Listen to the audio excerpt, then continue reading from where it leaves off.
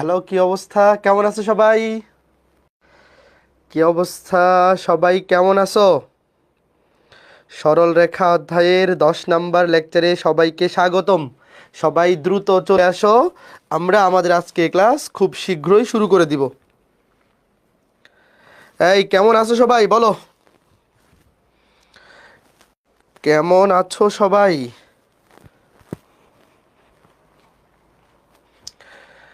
ওকে, ওয়ালাইকুম আসসালাম রিয়া আক্তার, ভালো আছি। নিলয়, তুমি কেমন আছো? নমস্কার নবনীতা, মারুফ, রিয়া, আয়েশা, জুনায়েদ, শাহরিয়ার,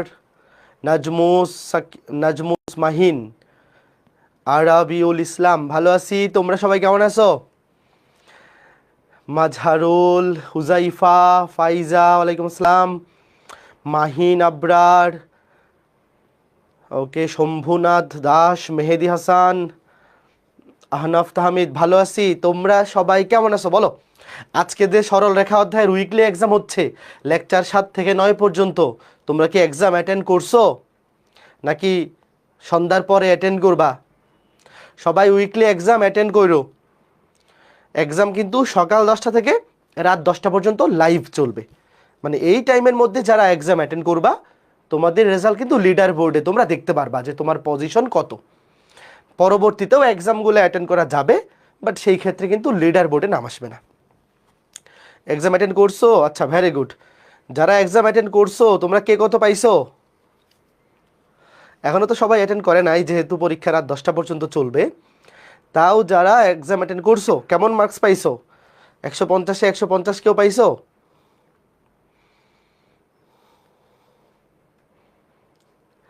শোনো, ক্লাসে যে টাইপগুলো পড়াই, জাস্ট ক্লাস লেকচারটা ভালো মতো রিভিশন দিয়ে যদি বাড়ির কাজগুলো প্র্যাকটিস করো, 150-এ 150 পাওয়া কিন্তু কঠিন না।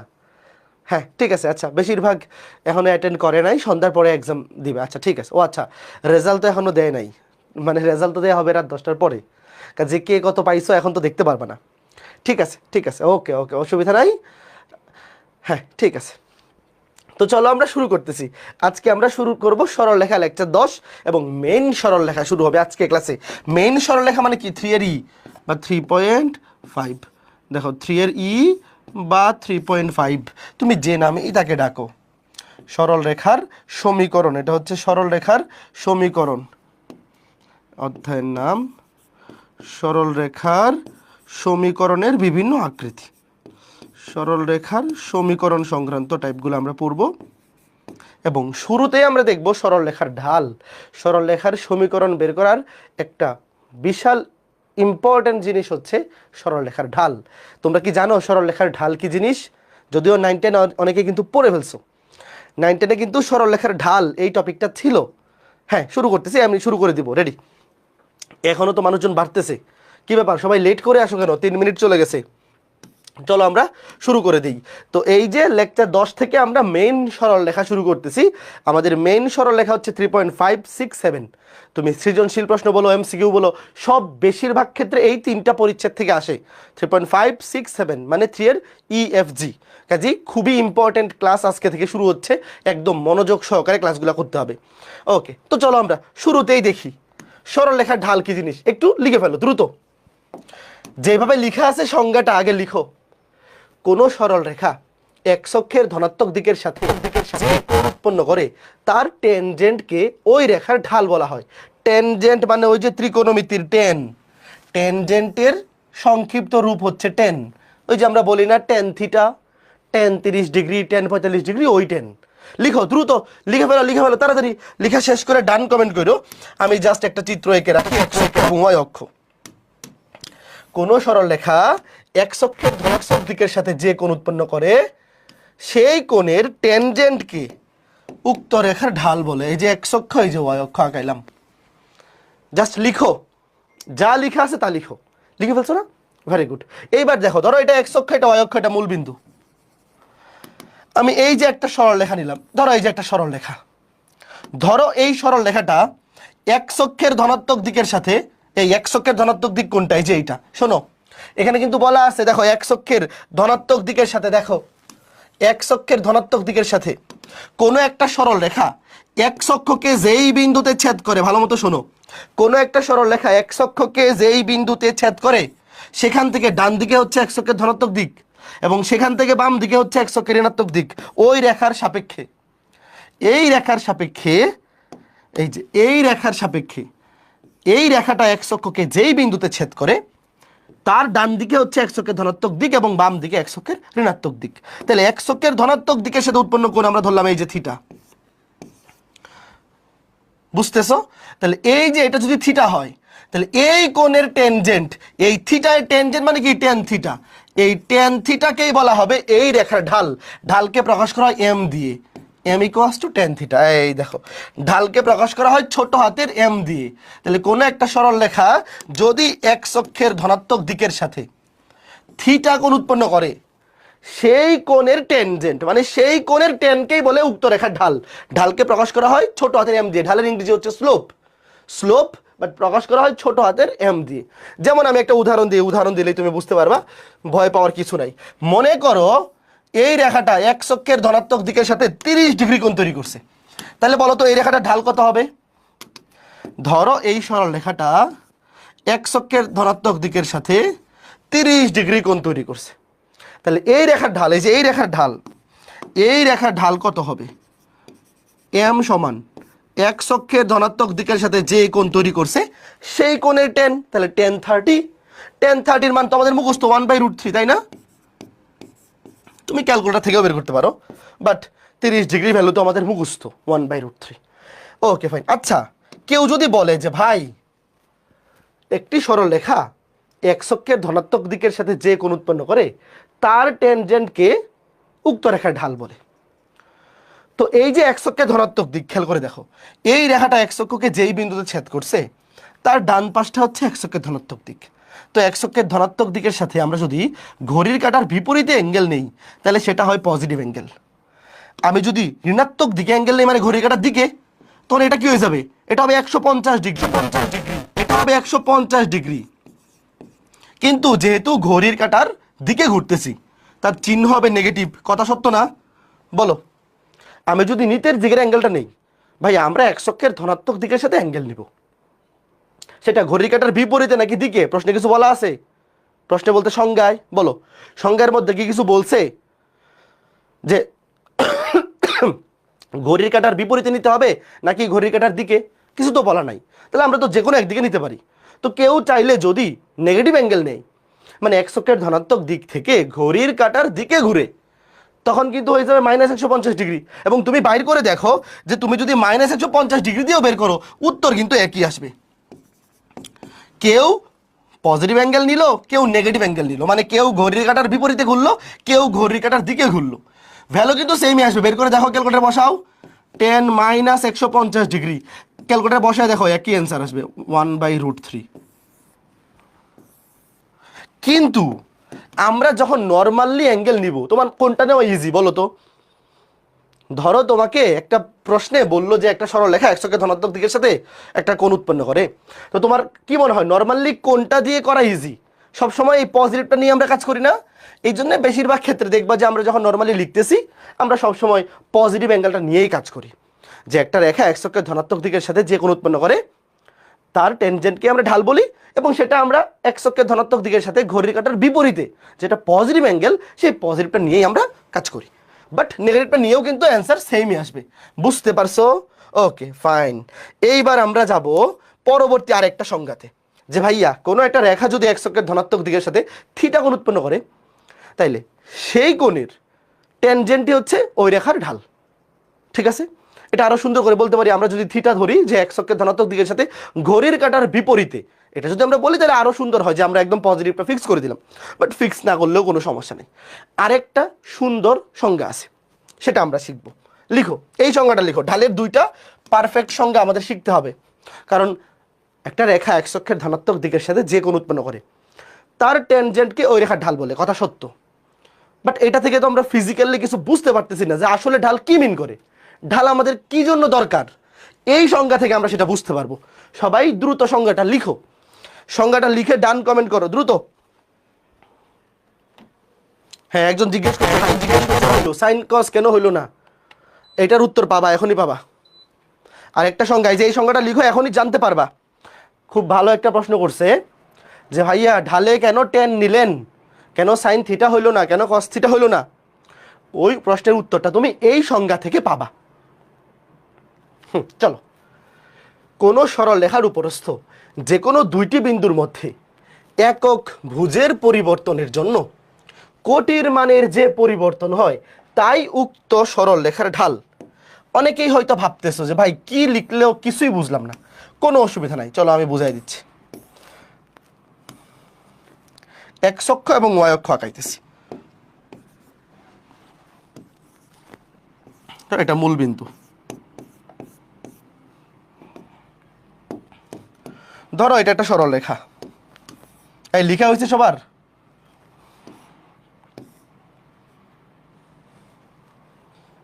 লিখছো? হ্যাঁ, ঠিক আছে। মনে করো এটা একটা সরল রেখা, এই যে রেখাটা, এই রেখার উপরস্থ যে কোনো দুইটা বিন্দু নিলাম। ধরো এই রেখার উপরস্থ যে কোনো দুইটা বিন্দু, একটা হচ্ছে পি x1 y1, আর একটা হচ্ছে কিউ x2 y2। আচ্ছা, আমি যদি তোমাকে জিজ্ঞেস করি যে এই রেখার উপরস্থ যে দুইটা বিন্দু নিলাম, একটা x1 y1 একটা x2 y2, এই দুইটা বিন্দুর ভুজের পার্থক্য কত বলো তো? এই দুইটা বিন্দুর ভুজের পার্থক্য পি কিউ রেখার, ধরো পি কিউ দুইটা বিন্দুদের, এই দুইটা বিন্দুর ভুজের পরিবর্তন, ভুজের পরিবর্তন কত? x2 minus x1। ধরো তুমি পি থেকে কিউতে গেছো, ভুজের পরিবর্তন কত? x2 minus x1। দেখো আগে ভুজ ছিল x1, পরে হয়েছে x2, তাহলে বড় থেকে ছোট বিয়োগ করলাম। কোটির পরিবর্তন কত? কোটির পরিবর্তন এই দুইটা বিন্দুর কোটির পরিবর্তন আগে ছিল y1, পরে y2, আমি বড় থেকে ছোট বিয়োগ করলাম, y2 মাইনাস y1। মানে এই যে একটা রেখা, ধরো এই যে সরল রেখাটা, এই সরল রেখার উপরস্থ আমি ইচ্ছা মতো দুইটা বিন্দু নিছি, এই দুইটা বিন্দুর ভুজের পরিবর্তন হয়েছে x2 মাইনাস x1, কোটির পরিবর্তন হয়েছে y2 মাইনাস y1। আমি তোমাকে আরেকটু চিত্র এঁকে বোঝাই, জিনিসটা ইজি হবে। ধরো এই যে বিন্দুটা x1 y1, এই বিন্দু থেকে আমি যদি x অক্ষের উপর লম্ব আঁকি, তার মানে মূল বিন্দু থেকে এই বিন্দু পর্যন্ত এতটুকু হচ্ছে এই পি বিন্দুর ভুজ। দেখো এতটুকু হচ্ছে এই পি বিন্দুর ভুজ, এটা হচ্ছে x1, এবং এখান থেকে এই পি বিন্দু পর্যন্ত এটা হচ্ছে পি বিন্দুর কোটি, মানে এতটুকু হচ্ছে y1। আবার আমি যদি কিউ বিন্দু থেকে x অক্ষের উপর লম্বটা নিই, তাহলে এই যে মূল বিন্দু থেকে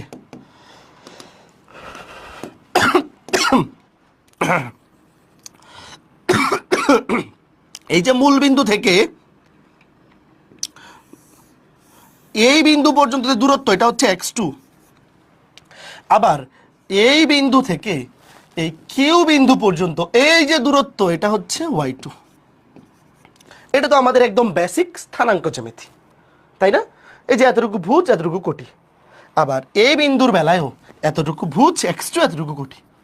আচ্ছা, তাহলে এখন আমার সাথে সাথে তোমরা বলো, আমি যদি এখানে আরেকটা লম্বটা নিই, যে পি বিন্দু থেকে এই রেখার উপর লম্ব, দেখো কি করি, আগে চিত্রটা বুঝাই ভালো মতো। আচ্ছা, এতটুকু x1, এতটুকু x2, তো আমি যদি তোমাকে জিজ্ঞেস করি এখান থেকে এই পর্যন্ত এই দৈর্ঘ্যটা,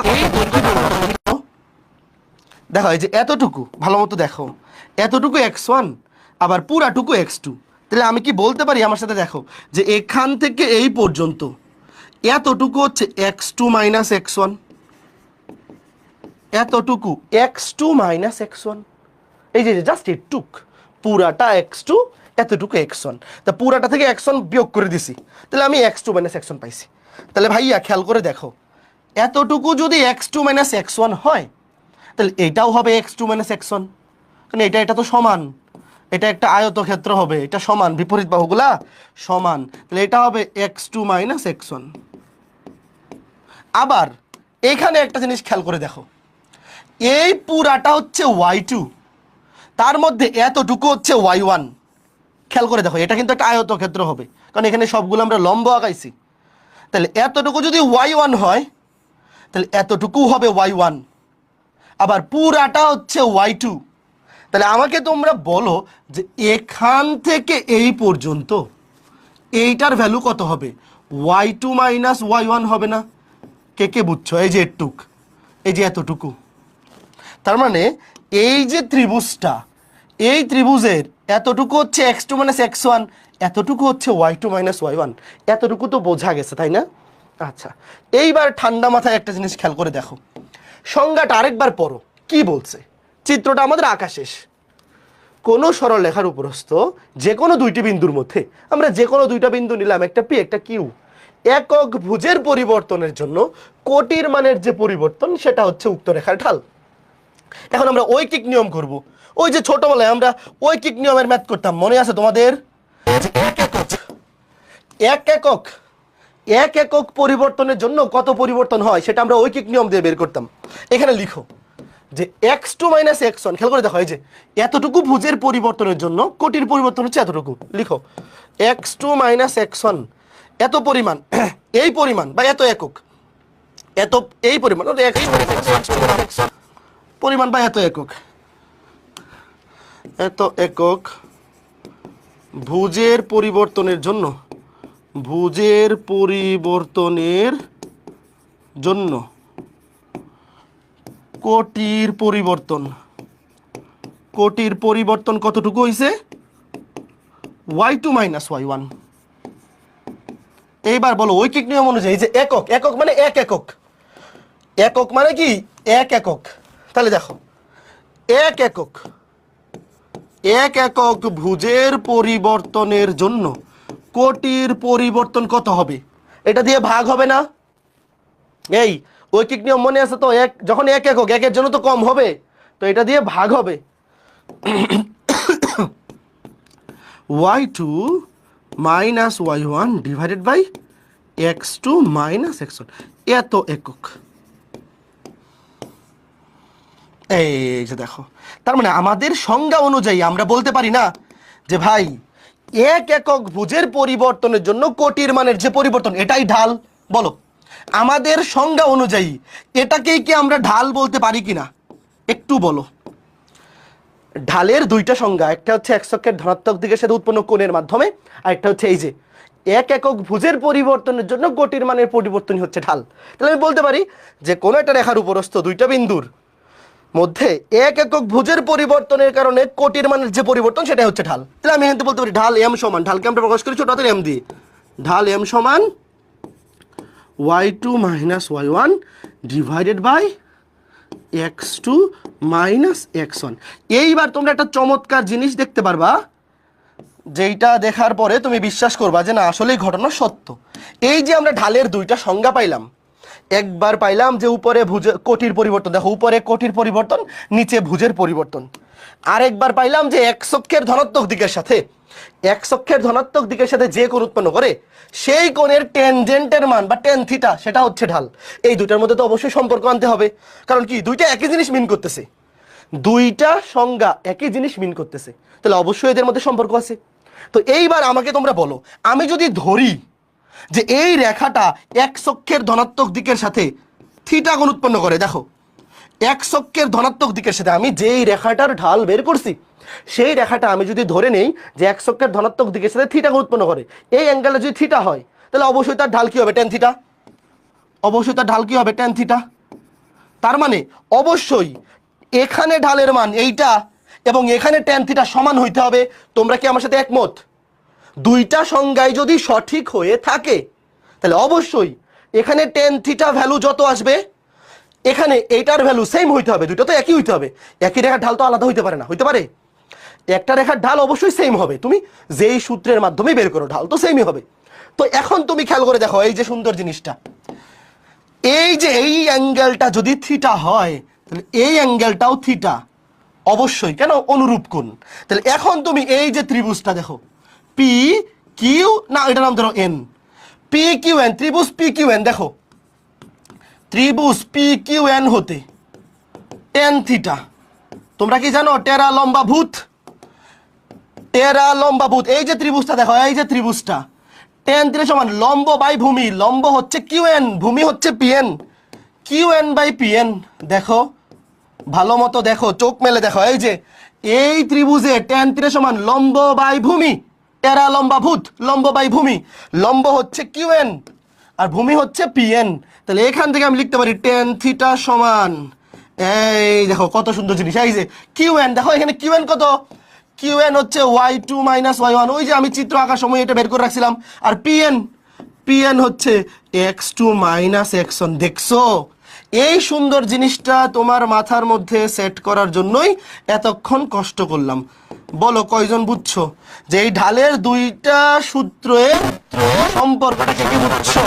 দেখো সেম টু সেম, এই যে টেন থিটা, তুমি এক্স অক্ষের ধনাত্মক দিকের সাথে উৎপন্ন কোণ দিয়ে ঢাল বের করো, অথবা উপরে কোটির পরিবর্তন নিচে ভুজের পরিবর্তন, দুইটা বিন্দুর মধ্যবর্তী তুমি এইভাবে বের করো, ভ্যালু আসলে সেম, এই দুইটার মান আসলে একই। এই ত্রিভুজটা থেকে তুমি চিন্তা করো টেন থিটা সমান লম্ব বাই ভূমি, কোটির পরিবর্তন ডিভাইড বাই ভুজের পরিবর্তন। বলো ঢালের কনসেপ্টটা কি ক্লিয়ার হয়েছে? এতটুকু যদি বুঝে থাকো তাহলে ঢাল নিয়ে আর কখনো প্রবলেম হবে না। তোমাকে পরীক্ষায় চিত্র এঁকে দেখ, প্রশ্ন ডিরেক্ট বলে দেখ, যেভাবে বলুক, ঢাল সংক্রান্ত ম্যাথগুলো তোমার এখন মাথার মধ্যে চিত্র থেকেই তুমি বের করে ফেলতে পারবা। ওকে, এখন দেখো আরো চমৎকার একটা জিনিস, সেটা হচ্ছে এই যে এখানে আমরা ঢাল বের করলাম, উপরে কোটির পরিবর্তন নিচে ভুজের পরিবর্তন। কেউ যদি চায়, দেখো দুইটার পরিবর্তন যখন বাইর করবো সবসময় যে বড় থেকে ছোট বিয়োগ করতে হবে এমন তো মানসিক নাই। দাঁড়াও আমি তোমাকে এই যে টেন থিটা ঢাল কি পাইলাম, উপরে কোটির পরিবর্তন দেখো y2 মাইনাস y1, নিচে ভুজের পরিবর্তন x2 মাইনাস x1। দেখো আমি বড় থেকে ছোট বিয়োগ করছি, বড় বলতে এখানে কিউ বিন্দুটার দেখতে বোঝা যাচ্ছে যে কিউ বিন্দুর ভুজ কোটি বেশি আর পি বিন্দুটার ছোট, এই জন্য বড় থেকে ছোট বিয়োগ করছি। বাট কেউ যদি এইভাবে লিখে, ধরো যে y1 মাইনাস y2 আর নিচে x1 মাইনাস x2, কোনো অসুবিধা আছে বলো তো? 2 থেকে 1 বিয়োগ না করে কেউ ধরো 1 থেকে 2 বিয়োগ করলো, যে y1 মাইনাস y2 নিচে x1 মাইনাস x2, কথা তো একই। তুমি যদি এখানে লব এবং হরকে মাইনাস দিয়ে গুণ করে দাও, লবেও মাইনাস দিয়ে গুণ, হরেও মাইনাস দিয়ে গুণ, তাহলে তো এটাই আসবে। কাজেই এভাবেও লেখা যাবে, এভাবেও লেখা যাবে, যার যেমনি খুশি। কোনো একটা রেখার উপরস্থ দুইটা বিন্দুর স্থানাঙ্ক তোমার যদি জানা থাকে, তুমি ডিরেক্ট এই সূত্র যে কোনো একটা দিয়ে তুমি ঢাল বের করতে পারবা। না না, মডুলাস দেওয়ার দরকার নাই, এই ঢাল পজিটিভও হইতে পারে নেগেটিভও হইতে পারে, ঢালের ভ্যালু পজিটিভ হবে এমন কোনো কথা নাই, নেগেটিভও হইতে পারে, কাজে মডুলাস দেওয়ার দরকার নাই। তুমি বিয়োগ করার সময় এন উপরে যদি 2 থেকে 1 বিয়োগ করো, নিচেও 2 থেকে 1, যদি উপরে 1 থেকে 2 বিয়োগ করো, নিচেও 1 থেকে 2, তাইলেই হচ্ছে। আমি দেখাচ্ছি, উদাহরণ দেখাচ্ছি, যে কোনো একভাবে লিখলেই চলবে। মানে তুমি এখানেও ধরো একটা মাইনাস দ্বিগুণ করে দিলা, নিচেও একটা মাইনাস দ্বিগুণ করে দিলা, তাইলে তো এটা চলে আসবে। এটাকে সুন্দর করে কিভাবে লেখা যায় দেখো, সুন্দর করে লেখা যায় এইভাবে, উপরে হচ্ছে দুইটা বিন্দুর কোটির পরিবর্তন, কোটির পরিবর্তন, আর নিচে হচ্ছে ভুজের পরিবর্তন।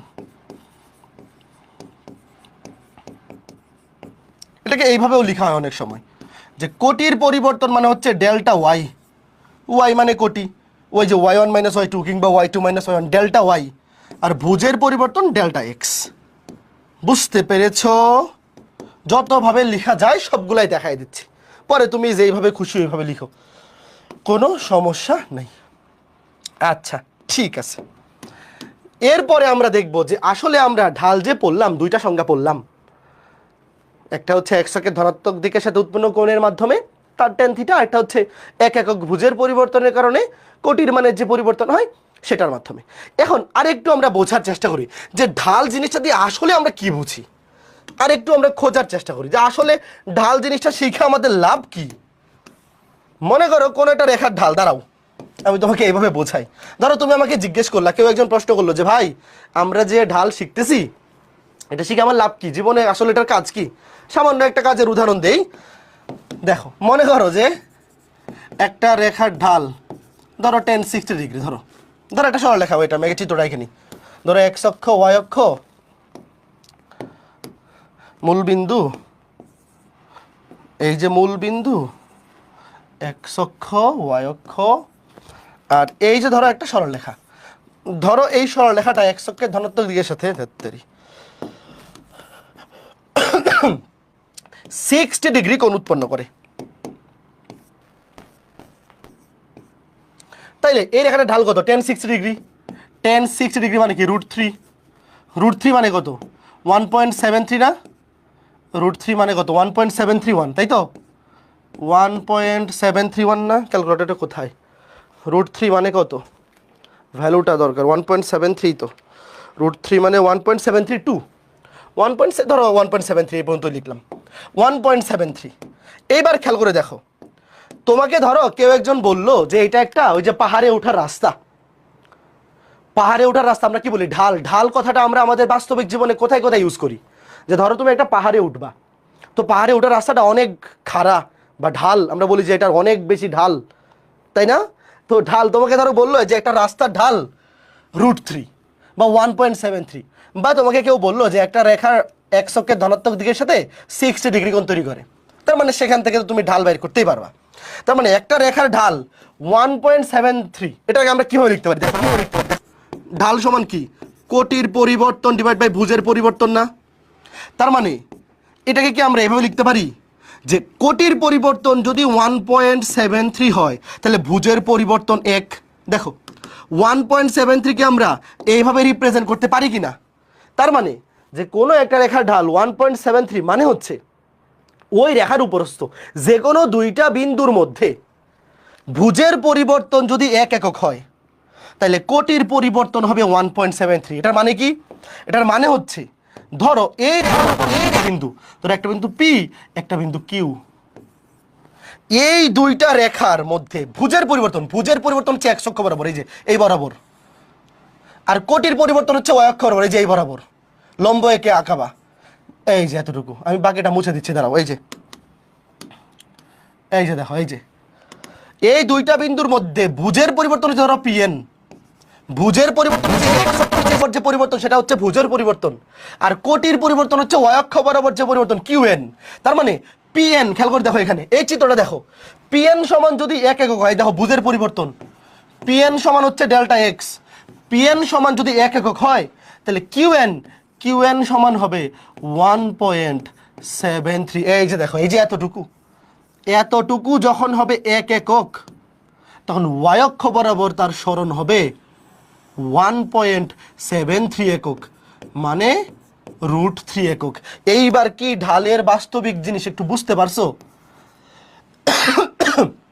খেয়াল করে দেখো, একটা রেখা, একটা সরল রেখা বা একটা রাস্তা, যে কোনো কিছু হোক না কেন, তার ঢাল 1.73 মানে হচ্ছে নর্মালি, খেয়াল করে দেখো, এই রাস্তাটা যদি সোজা হইতো, ভালো মতো বোঝো, একটা সোজা রাস্তায় 1 মিটার যাওয়ার জন্য, মানে রাস্তাটা যদি সোজা হইতো তাহলে তুমি 1 মিটার যাইতা যতক্ষণে বা যত দূরত্বে, এই রাস্তাটা দিয়ে অতটুকু যাইতে x অক্ষ বরাবর বা অনুভূমিক বরাবর তোমার যাওয়া লাগবে উপরের দিকে 1.73 মিটার। তোমরা কি ঘটনা কিছু বুঝতেছো? নর্মালি আমরা যখন অনুভূমিক বরাবর যাই, ধরো আমরা রাস্তা দিয়ে হাঁটতেছি, তখন তো আমার y অক্ষ বরাবর কোনো সরণ হয় না তো। কিন্তু এই যে রেখাটা, যেটা অনুভূমিক রেখা না, অনুভূমিক রাস্তা না, এটা একটা এমন রাস্তা যেটা অনুভূমিকের সাথে 60 ডিগ্রি কোণে আছে, তার মানে তার ঢাল হচ্ছে √3। তাহলে এই রাস্তা বরাবর তুমি যদি অনুভূমিক বরাবর 1 একক আগাইতে চাও, ধরো 1 কিলোমিটার আগাইতে চাও, তোমাকে উপরের দিকে উঠতে হবে 1.73 কিলোমিটার। কথা কি বুঝতে পেরেছো? এই হচ্ছে ঘটনা। ওকে, এখন রেখার ঢাল পজিটিভও হইতে পারে, নেগেটিভও হইতে পারে। কেন? ধরো এই রেখাটার ঢাল পজিটিভ, কারণ কি? ভুজের মান বাড়তেছে, কোটির মানও বাড়তেছে। এইবার চলো আমরা ঢাল নেগেটিভ পজিটিভ এই জিনিসটা আগে বুঝবো। এই জিনিসগুলো তোমরা 9, 10 অনেকেই পড়ছো, কিন্তু ভালো মতো বুঝে পড়ো নাই। তো এই যে এখন আমি একটু বুঝাই দিচ্ছি, কারণ ঢাল জিনিসটার সাথে আমাদের অনেক বেশি পরিচিত হইতে হবে, নাইলে অনেক সময় ক্রিটিক্যাল ম্যাথে একটু ঘুরে দিলেই দেবো তুমি পারতেছো না। এখন খেয়াল করে দেখো, ঢালের মান পজিটিভ নেগেটিভ এই জিনিসটা ভালো মতো বুঝো, একটু খেয়াল করো। ঢাল মানে কি? কোটির পরিবর্তন ডিভাইড বাই ভুজের পরিবর্তন। আচ্ছা, যদি কোটির পরিবর্তনও পজিটিভ হয়, ভুজের পরিবর্তনও পজিটিভ হয়, ভ্যালু কত এটা আমার জানার দরকার নেই, আমি শুধু চিহ্ন নিয়ে কাজ করব। ধরো কোটির পরিবর্তনও পজিটিভ হয়েছে, মানে আগে ছিল 2, পরে হয়েছে 7, মানে বৃদ্ধি পাইছে, ভুজের পরিমাণও বৃদ্ধি পাইছে, দুইটাই পজিটিভ। তাহলে বলো পজিটিভে কি হবে? পজিটিভ না? তার মানে যদি কোটির পরিবর্তনও পজিটিভ হয়, ভুজের পরিবর্তনও পজিটিভ হয়, তাহলে অবশ্যই ঢাল কি হবে? পজিটিভ হবে। আরেকভাবে ঢাল পজিটিভ হইতে পারে, উল্টা ভাবে। উল্টা কি? ধরো দুইটা বিন্দুর মধ্যে কোটির মানও কমলো, মানে মাইনাস হইল, ভুজের মানও কমলো। মাইনাসে মাইনাসে কি পজিটিভ না? বলো, এই দুইটা ক্ষেত্রে ঢাল পজিটিভ হইতে পারে। তোমরা কি আমার সাথে একমত? দুইটা আসলে ভিন্ন কেস না, একই কেস, খালি উঠা আর নামা। যে ভাই যদি কোটির পরিবর্তন ভুজের পরিবর্তন দুইটাই পজিটিভ হয় তাহলে প্লাসে প্লাসে ঢাল হবে প্লাস, আর যদি দুইটা নেগেটিভ হয় তাও হবে কি? প্লাস। খেয়াল করে দেখো এই সিনারিওটা কখন পসিবল। দেখো খুবই সিম্পল ব্যাপার, দুইটা আসলে আলাদা কিছু না, দুইটা একই জিনিস, একবার উঠা একবার নামা। মনে করো তুমি একটা রাস্তা দিয়ে উঠতেছো, একটা রাস্তা দিয়ে তুমি যখন উঠতেছো তখন তোমার কি কষ্ট বেশি হচ্ছে, আবার যখন নামতেছো তখন কি ইজি লাগতেছে না? এটা হচ্ছে সিঁড়ি দিয়ে ওঠা নামা, এরকম সিঁড়ি দিয়ে ওঠা নামা। ধরো একটা সরল রেখা, এই যে এই সরল রেখার ধরো এইখানে একটা বিন্দু পি, এখানে একটা বিন্দু কিউ। এবার আমাকে তোমরা বলো, কেউ যদি পি থেকে কিউতে যায়, বলো ধরো একটা মানুষ পিতে আসে, পি থেকে কিউতে গেল, তাইলে তার কেউ যদি পি থেকে কিউতে যায় তাহলে অবশ্যই তার delta y positive. Delta y মানে কি? কোটির পরিবর্তন। দেখো কোটি উপরের দিকে গেছে, সে পি থেকে কিউতে গেছে, মানে তার কি গেছে, মানে তার কি কোটির পরিবর্তন উপরের দিকে হয়েছে। দেখো আমরা জানি এক্স হচ্ছে ডানে, ডানে হচ্ছে এক্স পজিটিভ, উপরে হচ্ছে ওয়াই পজিটিভ, তাহলে দেখো ওয়াই উপরের দিকে গেছে, মানে পি থেকে কিউ উপরে উঠছে। আবার ভুজ পি থেকে কিউ ডানে গেছে, এটাও পজিটিভ। তার মানে এই রেখার ঢালও হবে পজিটিভ। তোমরা কি একমত আমার সাথে? দেখো তোমাকে আমি আবার একটু চিত্র এঁকে দেখাই। ধরো এই যে ধরো পি থেকে কিউতে গেলাম, খেয়াল করে দেখো, ধরো আমি পি থেকে কোথায় গেলাম? পি থেকে কিউতে গেলাম। তো আমি যদি পি থেকে কিউতে যাই, ধরো এই বিন্দুটা এন, পি থেকে কিউতে যাওয়ার জন্য আমার ভুজের পরিবর্তন হবে পি এন। এক্স অক্ষ বরাবর যে পরিবর্তন সেটা হচ্ছে ভুজের পরিবর্তন। দেখো এটা এক্স অক্ষের ধনাত্মক দিকে গেছে, এই জন্য ডেল এক্স পজিটিভ, মানে ভুজের পরিবর্তন পজিটিভ। আবার কোটির পরিবর্তন এই দেখো উপরের দিকে হয়েছে, এই জন্য পজিটিভ। তো প্লাসে প্লাসে প্লাস, ঢাল হবে পজিটিভ। আবার কেউ যদি উল্টা ভাবে আসে, ধরো কেউ এবার আগে ছিল কিউতে, মানে এই রেখার উপরস্থ যে কোনো দুইটা বিন্দু, ধরো আগে সে কিউতে ছিল, এবার সে কিউ থেকে পিতে নেমে আসছে। এইবার কি হবে বলো? উল্টা যখন নামবে, কিউ থেকে যদি পিতে আসে, দেখো সে উপর থেকে নিচে নামছে, তার মানে কি এইবার কি হবে? ডেল্টা ওয়াই নেগেটিভ, উপর থেকে নিচে নামছে। আবার ভুজ কি হবে? ডান থেকে বামে আসছে, তাই না? ধরো ভুজ আগে ছিল যে এই বরাবর, এখন আসছে এই বরাবর, ডান থেকে বামে আসছে, তাইলে ভুজও কি নেগেটিভ। তাহলে নেগেটিভে নেগেটিভে তখন কি হবে? এই যে নেগেটিভে নেগেটিভে পজিটিভ হবে। ঘটনা বুঝছো? এই দুইটা আসলে দুইটা ভিন্ন টাইপ না, একই টাইপ। কি টাইপ? একবার হচ্ছে উপরে উঠার ক্ষেত্রে, আরেকবার নামার ক্ষেত্রে। তার মানে আমরা এখান থেকে একটা ডিসিশন নিতে পারি, ঠান্ডা মাথায় খালি শোনো আমি কি বলি। এখান থেকে আমরা একটা ডিসিশন নিতে পারি যে কোনো একটা রেখার ঢাল পজিটিভ। এর মানে কি? এর মানে হচ্ছে ওই রেখার উপরস্থ যে কোনো দুইটা বিন্দুর মধ্যে যদি ভুজের মান পজিটিভ হয়, মানে ভুজের পরিবর্তন যদি ধনাত্মক হয়, কোটির পরিবর্তনও ধনাত্মক হবে। আবার যদি ভুজের পরিবর্তন ঋণাত্মক হয়, কোটির পরিবর্তনও ঋণাত্মক হবে। তোমরা কি এতটুকু বুঝলা? যে কোনো একটা রেখার ঢাল, তোমাকে কেউ একজন বললো যে একটা রেখার ঢাল পজিটিভ, মানে তুমি কি বোঝো? তুমি বলবা একটা রেখার ঢাল পজিটিভ, এখান থেকে আমি বুঝতে পারি যে ওই রেখার উপরস্থ যে কোনো দুইটা বিন্দুর মধ্যে ভুজের পরিবর্তন পজিটিভ হলে কোটির পরিবর্তনও পজিটিভ হবে, মানে ভুজ বাড়লে কোটিও বাড়বে। আবার ভুজের পরিবর্তন নেগেটিভ হলে কোটির পরিবর্তনও নেগেটিভ হবে, মানে ভুজের মান যদি কমে কোটির মানও কমবে। কে কে বুঝছো এই কথাটা? কে কে বুঝছো? এবং এই কন্ডিশনটা শুধুমাত্র তখনই খাটবে, এই যে আমি এখানে যা কিছু বললাম এখানে তখনই খাটবে যখন এই রেখাটা এক্স অক্ষের ধনাত্মক দিকের সাথে সূক্ষ্মকোণ তৈরি করবে। কি কোণ? সূক্ষ্মকোণ। এই যে দেখো টেন থিটা, এই যে ঢাল, এই ঢাল পজিটিভ তখনই হবে যখন থিটা সূক্ষ্মকোণ হবে। অবশ্যই এই যে থিটা, এই থিটা যদি সূক্ষ্মকোণ না হয় তাহলে এই কন্ডিশনগুলো খাটবে না। দেখো আমরা যে চিত্রটা আঁকছি, চিত্রটা দেখে বোঝা যাচ্ছে না যে এই অ্যাঙ্গেলটা সূক্ষ্মকোণ? বোঝা যাচ্ছে তো নাকি? এই যে অ্যাঙ্গেলটা সূক্ষ্মকোণ। তুমি সূক্ষ্মকোণ যদি না নেও তাহলে এই কন্ডিশন দুইটা খাটবে না। যখন দেখবা যে ঢাল পজিটিভ, তার মানে অবশ্যই সরল রেখাটা এক্স অক্ষের ধনাত্মক দিকের সাথে, এক্স অক্ষের ধনাত্মক দিকের সাথে যে কোণ তৈরি করবে সেটা অবশ্যই সূক্ষ্মকোণ হবে। তো সূক্ষ্মকোণ যদি না হয় তখন ঢাল নেগেটিভ হয়ে যাবে। এখন অনেকের মনে প্রশ্ন আসতেছে, ভাই সূক্ষ্মকোণ না হয়ে যদি স্থূলকোণ হয়, সূক্ষ্মকোণ না হয়ে মানে থিটা লেস দেন 90 ডিগ্রি হবে, এটা লিখে দিয়ে দাও। থিটা সূক্ষ্মকোণ মানে কি? সূক্ষ্মকোণ মানে লেস দেন 90 ডিগ্রি, এটা তো আমরা সবাই জানি, এমসিকিউতে আসতে পারে, লেস দেন 90 ডিগ্রি হবে। এইবার অনেকের মনে প্রশ্ন জাগতেছে যে ভাই যদি স্থূলকোণ হয় তাহলে কি হবে? স্থূলকোণ হইলে কি হবে দেখো। তার আগে চলো আগে দেখি ঢাল নেগেটিভ কিভাবে হইতে পারে। যাদের মনে প্রশ্ন আসতেছে কোনো সমস্যা নাই, তোমার সকল প্রশ্নের উত্তর তুমি আজকের ক্লাসেই পেয়ে যাবা, খালি একটু ওয়েট করে বসে থাকো আর দেখতে থাকো।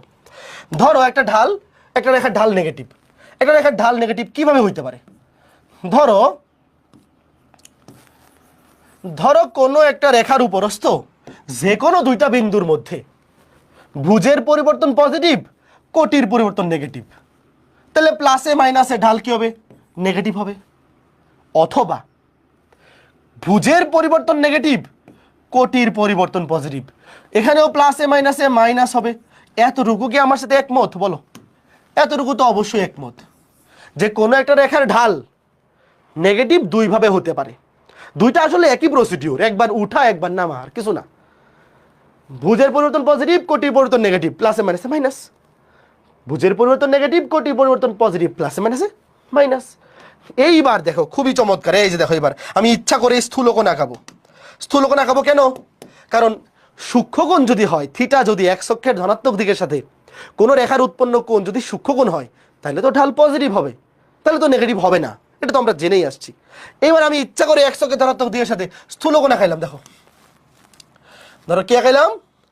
স্থূলকোণ। ধরো এই যে এই দেখো এই রেখাটা এক্স অক্ষের ধনাত্মক দিকের সাথে স্থূলকোণ উৎপন্ন করে, যে থিটা।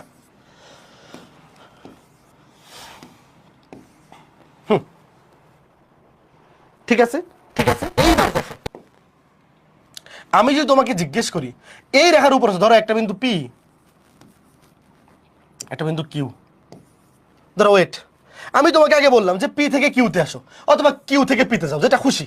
ধরো বললাম যে পি থেকে কিউতে আসতেছো, ওয়েট, দেখো পিতে ছিলা, ধরো পিতে ছিলা কিউতে আসছো এই রেখাটার উপর। আমি এখানে লম্বগুলো এঁকে দেখাই, তারপর তোমার বুঝতে সুবিধা হবে। আমাকে তোমরা বলো, তুমি যদি পি থেকে কিউতে আসো তাহলে তোমার ভুজের পরিবর্তন পজিটিভ নাকি নেগেটিভ? কমেন্ট করো। ধরো এতটুকু হচ্ছে, এটা হচ্ছে এই বিন্দুটা হচ্ছে এন। ধরো তুমি পি থেকে কিউতে আসছো, তাহলে তোমার ভুজের পরিবর্তন কি? পজিটিভ নাকি নেগেটিভ? অবশ্যই পজিটিভ, অবশ্যই ভুজের পরিবর্তন পজিটিভ। কেন? এই দেখো ভুজের পরিবর্তন কোন দিকে হয়েছে? ডানে হয়েছে, এই যে একশোকে ডানে। দেখো তুমি আগে পি বিন্দুতে ছিলা, কিউ বিন্দুতে আসছো, তোমার আগে ভুজ ছিল এখানে, এখন ভুজ আসছে এখানে, তাহলে একশোকের কি ধনাত্মক দিকে সরণ হয়েছে না? অনেকে হয়তো বুঝতেছ না, আমি একটু উদাহরণ দিয়ে দেখাই। মনে করো পি বিন্দুর স্থানাঙ্ক, এটা তো দ্বিতীয় চতুর্ভাগে, ধরো পি বিন্দুর স্থানাঙ্ক -2,3, আর এটা প্রথম চতুর্ভাগে। ধরো এটা উদাহরণ আর কি। ধরো কিউ বিন্দুর স্থানাঙ্ক 3,2। আমাকে তোমরা বলো ভুজের মান বাড়ছে নাকি কমছে? সহজ উদাহরণ দেখো, ধরো দ্বিতীয় চতুর্ভাগে পি একটা বিন্দু, তাহলে ভুজ নেগেটিভ, আর প্রথম চতুর্ভাগে অবশ্যই ভুজ পজিটিভ। তাহলে বলো ভুজ কি বাড়ছে না? অবশ্যই বাড়ছে। এটা তো আমরা এই চিত্র দেখেও বুঝতে পারি। দেখো পি থেকে তুমি যদি কিউতে যাও, দেখো ভুজের পরিবর্তন তো এইটাই, যে এক্স অক্ষ বরাবর যে পরিবর্তন সেটা হচ্ছে ভুজের পরিবর্তন। ভুজের পরিবর্তনটা দেখো এক্স অক্ষের ধনাত্মক দিকে, এই যে এক্স অক্ষের ডানে হয়েছে, দেখো বাম থেকে ডানে যাচ্ছে, বাম থেকে ডানে গেলে এক্স এর মান বাড়ে। তার মানে এই যে পি থেকে তুমি যদি কিউতে আসো, দেখো ভুজের পরিবর্তনটা পজিটিভ। আর কোটির পরিবর্তন দেখো, তুমি পি থেকে কিউতে আসছো মানে উপর থেকে নিচে নামছো না, এই দেখো ওয়াই অক্ষ বরাবর যে পরিবর্তন সেটা উপর থেকে নিচে হয়েছে না। মনে করো দেখো ছিলা পিতে, তোমার কি মনে হয় তুমি উপর থেকে নিচে নামছো না? দেখো পি থেকে যখন কিউতে আসছো তোমার এই দেখো ওয়াই অক্ষ বরাবর পরিবর্তন, এই যে এতটুকু, এই যে এখান থেকে উপর থেকে নিচে নামছো না, দেখো এখানে কোটি ছিল 3, এখানে 2, উপর থেকে নিচে নামছো, তার মানে তার কোটি এই যে দেখো এখানে যখন তুমি পি থেকে কিউতে নামছো, ডেল এক্স এটা পজিটিভ, ভুজ ভুজ ডানে গেছে মানে বাড়ছে, আর কোটি উপর থেকে নিচে নামছে মানে নেগেটিভ। এই দেখো তাহলে ভুজের পরিবর্তন পজিটিভ, কোটির পরিবর্তন নেগেটিভ, প্লাসে মাইনাসে এটা কি ঢাল নেগেটিভ। বোঝা গেল? আবার এই জিনিসটাকে তুমি যদি উল্টা চিন্তা করো, উল্টা কি, ধরো তুমি কিউ থেকে পিতে যাবা, তখন আবার কি ভুজ কমবে, কারণ তখন তুমি ডান থেকে বামে আসতেছো, তখন ভুজ নেগেটিভ। আবার তখন কোটি বাড়বে, মানে উল্টায় দিলে জাস্ট, ধরো আগে তুমি পি থেকে কিউতে আসছিলা, এবার তুমি কিউ থেকে পিতে যাবা, তখন ভুজ হয়ে যাবে নেগেটিভ, ভুজের পরিবর্তন, আর কোটির পরিবর্তন নিচ থেকে উপরে উঠতেছো, তখন হয়ে যাবে পজিটিভ, প্লাসে মাইনাসে মাইনাস হইতে পারবে। তোমরা কি ঘটনাটা বুঝতে পারছো যে এই কন্ডিশনটা তখনই প্রযোজ্য হবে যখন এক্স অক্ষের ধনাত্মক দিকের সাথে উক্ত রেখার উৎপন্ন কোণ স্থূলকোণ হবে। এটা কি হবে? স্থূলকোণ। স্থূলকোণ না হলে কিন্তু এই কন্ডিশন খাটবে না। ঢাল নেগেটিভ হলে থিটা স্থূলকোণ হবে। তার মানে কোনো একটা রেখা যদি এক্স অক্ষের ধনাত্মক দিকের সাথে স্থূলকোণ তৈরি করে, আমরা পজিটিভ অ্যাঙ্গেল নিয়ে কাজ করতেছি, আমরা কিন্তু ঘড়ির কাঁটার বিপরীতের অ্যাঙ্গেলটাকে আমরা স্ট্যান্ডার্ড ধরতেছি, মানে পজিটিভ অ্যাঙ্গেলটা। তাহলে থিটা কি হবে? স্থূলকোণ, অর্থাৎ থিটা হবে 90 ডিগ্রি থেকে বড় এবং 180 ডিগ্রি থেকে ছোট। ওইটা তো আর বলা লাগে না, এখানে তো 180 ডিগ্রি চেয়ে বড় হওয়ার সুযোগ নেই। থিটা কি হবে? 90 ডিগ্রি চেয়ে বড় হবে। বলো এই আইডিয়াটা কার কাছে? একটু দ্রুত বলো যে একটা রেখা যদি এক্স অক্ষের ধনাত্মক দিকের সাথে সূক্ষ্মকোণ তৈরি করে তাহলে তার ঢাল পজিটিভ। এটা তো তুমি ক্যালকুলেটরে বসাও দেখতে পারো। ধরো তুমি ক্যালকুলেটরে বসাও যে 10 60 ডিগ্রি পজিটিভ আসবে, 10 70 ডিগ্রি পজিটিভ, 10 89 ডিগ্রি পজিটিভ, 90 ডিগ্রির কম বসাবা 10 থিটা, দেখবা পজিটিভ আসতেছে, 90 ডিগ্রির বেশি বসাবা দেখবা নেগেটিভ আসতেছে। তার মানে ঢাল নেগেটিভ। 90 ডিগ্রি চেয়ে বড় হইলে 10 থিটা, 90 ডিগ্রি, যে থিটা 90 ডিগ্রি বড় হইলে ঢাল কি হয়ে যাবে? নেগেটিভ হয়ে যাবে। আচ্ছা, ভেরি গুড। এইবার খেয়াল করে দেখো, আচ্ছা ভাইয়া সূক্ষ্মকোণ নিলেন, স্থূলকোণ নিলেন, যদি থিটা 90 ডিগ্রি হয় তাইলে কি হবে বলো তো দেখি? থিটার মান সূক্ষ্মকোণ হলে কি হবে সেটাও আমরা দেখাইছি, স্থূলকোণ হইলে কি হবে সেটাও দেখাইছি। যদি কোনো একটা সরলরেখা এক্স অক্ষের উপর লম্ব হয় মানে থিটা হয় 90 ডিগ্রি, এবার কি হবে বলো? এবার কি হবে? কোনো একটা রেখা যদি এক্স অক্ষের ধনাত্মক দিকের সাথে 90 ডিগ্রি কোণ তৈরি করে তাহলে তার ঢাল tan 90 ডিগ্রি। আর tan 90 ডিগ্রি মানে কি? অসংজ্ঞায়িত। tan 90 ডিগ্রি মানে হচ্ছে sin 90 degree divide by cos 90 degree. তাহলে আমরা জানি sin 90 ডিগ্রির মান 1, cos 90 ডিগ্রির মান 0, 1/0। কোনো কিছুকে 0 দ্বারা ভাগ করা যায় না, এটা কি? অসংজ্ঞায়িত। এখন এটা অসংজ্ঞায়িত কেন? মনে করো যে একটা রেখা একদম, ধরো এটা একটা মই, ওই যে টাওয়ারে উঠার এরকম কিছু মই থাকে, দেখছো তোমরা যে টাওয়ারে উঠার মই একদম সোজা খাড়া, তো একদম সোজা খাড়া যে মইগুলা, তোমাকে কেউ যদি বলে এই মইয়ের ঢাল কত, তুমি বলবা এই মইয়ের ঢাল অসংজ্ঞায়িত, বাইর করা সম্ভব না। কেন?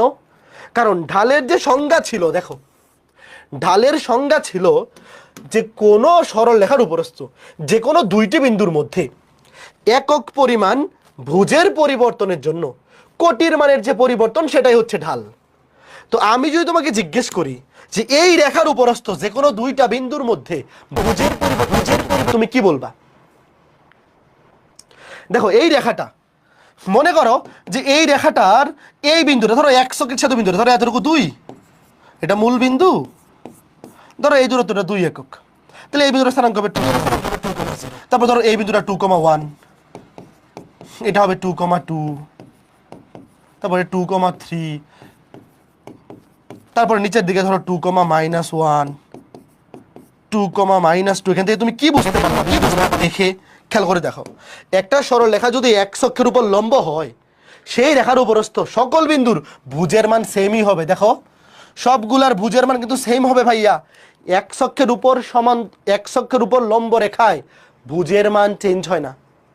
তো তুমি যদি এখান থেকে ভুজের পরিবর্তন বের করো, দেখো ডেল এক্স হবে 0, আর ডেল ওয়াই এর মান যা খুশি তা হোক। তুমি যদি এখান থেকে ঢাল বের করো যে ডেল্টা ওয়াই মানে কোটির পরিবর্তন ডিভাইডেড বাই ভুজের পরিবর্তন, উপরে যাই হোক না কেন নিচে অবশ্যই জিরো হবে। তো সামথিং বাই জিরো কি? অসংজ্ঞায়িত। কাজে কেউ যদি তোমাকে জিজ্ঞেস করে, যদিও এগুলো পরীক্ষা এভাবে আসবে না, বাট কেউ যদি তোমাকে জিজ্ঞেস করে যে এক্স অক্ষের উপর লম্ব বা ওয়াই অক্ষের সমান্তরাল, কথা কিন্তু একই। এক্স অক্ষের উপর লম্ব যে কথা, ওয়াই অক্ষের সমান্তরাল কথা একই। তো এরকম একটা রেখার ঢাল কেন শূন্য হয়? তখন তুমি বলবা যে এক্স অক্ষের উপর লম্ব রেখার সমস্ত যে কোনো বিন্দু এক্স অক্ষের উপর লম্ব রেখার যে কোনো বিন্দুর ভুজের মান একই, তাইলে দুইটা বিন্দুর ভুজের পরিবর্তন শূন্য। যেহেতু ভুজ সেম, তাহলে ভুজের পরিবর্তন শূন্য। তো যেহেতু ভুজের পরিবর্তন শূন্য, একক ভুজের পরিবর্তনে কোটির পরিমাণ নির্ণয় করা সম্ভব না, কারণ শূন্য দিয়ে তো ভাগ করা সম্ভব না। তোমরা কি বুঝতে পেরেছো ঘটনা? বলো। তার মানে কোন রেখা যদি এক্স অক্ষের উপর লম্ব হয় তার ঢাল বাইর করা সম্ভব না, কারণ ঢালের যে সংজ্ঞা, এই যে একক ভুজের পরিবর্তনে কোটির পরিবর্তন কত, সেটা নির্ণয় করা সম্ভব নয়। তাহলে এখন আমার সাথে তোমরা বলো, আমরা আজকের ক্লাসে সামারি কি কি পাইলাম? ঢাল সম্পর্কে আমরা জানলাম যে একটা সরলরেখার ঢাল কি, কেন জানলাম। এটা রেখার ঢাল কখন পজিটিভ হয়? যখন উক্ত রেখার এক্স অক্ষের ধনাত্মক দিকের সাথে উৎপন্ন কোণ সূক্ষ্মকোণ হয়। কখন ঢাল নেগেটিভ হয়? যখন উৎপন্ন কোণ স্থূলকোণ হয়। আর যখন উৎপন্ন কোণ সমকোণ মানে 90 ডিগ্রি, তখন তার ঢাল নির্ণয় করা সম্ভব নয়। তো ঢাল সংক্রান্ত কাহিনী আমাদের মোটামুটি এখানেই সমাপ্ত। তারপরে আরেকটা জিনিস, একটা উদাহরণ দিয়ে দেই। মনে করো একটা রেখার উপরস্থ দুইটা বিন্দু স্থানাঙ্ক দেওয়া আছে। ধরো একটা রেখার উপরস্থ দুইটা বিন্দু স্থানাঙ্ক দেওয়া আছে।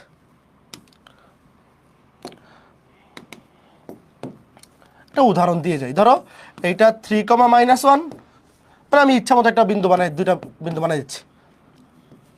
এটা ধরো যে 4,7। তোমাকে বলা হলো যে এই রেখার উপরস্থ দুইটা বিন্দু স্থানাঙ্ক দেওয়া আছে, একটা 3,-1, একটা 4,7। তোমাকে যদি বলা হয় এই রেখার ঢাল কত, বলো তো? এই রেখার ঢাল কত? কোটির পরিবর্তন, উপরে কোটির পরিবর্তন, নিচে ভুজের পরিবর্তন। কোটির পরিবর্তন -1 থেকে 7 বিয়োগ করো,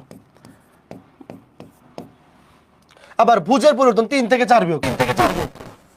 উপরে -8, নিচে -1, -7 আছে +8। আমি এই বিন্দু থেকে এই বিন্দুটা বিয়োগ করছি। কারো যদি মনে হয় যে না ভাইয়া আমি এইভাবে করব, এইটা থেকে এটা বিয়োগ করব, কোনো সমস্যা নেই। কোটি থেকে কোটি বিয়োগ, কোটির পরিবর্তন 7, মাইনাসে +1, 4 থেকে 3 গেলে 1, 8। বুঝছো?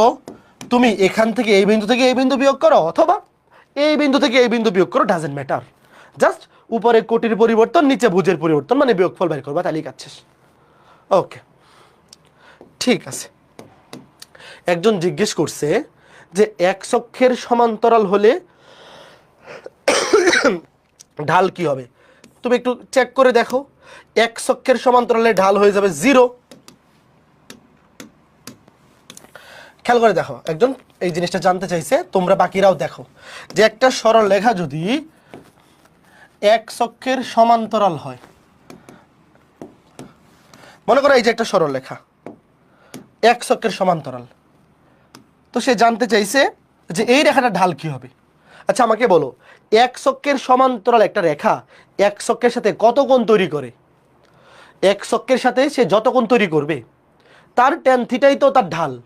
তো এক্স অক্ষের সমান্তরাল রেখা সে অবশ্যই এক্স অক্ষের সাথে 0 ডিগ্রি কোণ তৈরি করবে, কারণ সমান্তরাল রেখার মধ্যবর্তী কোণ 0 ডিগ্রি।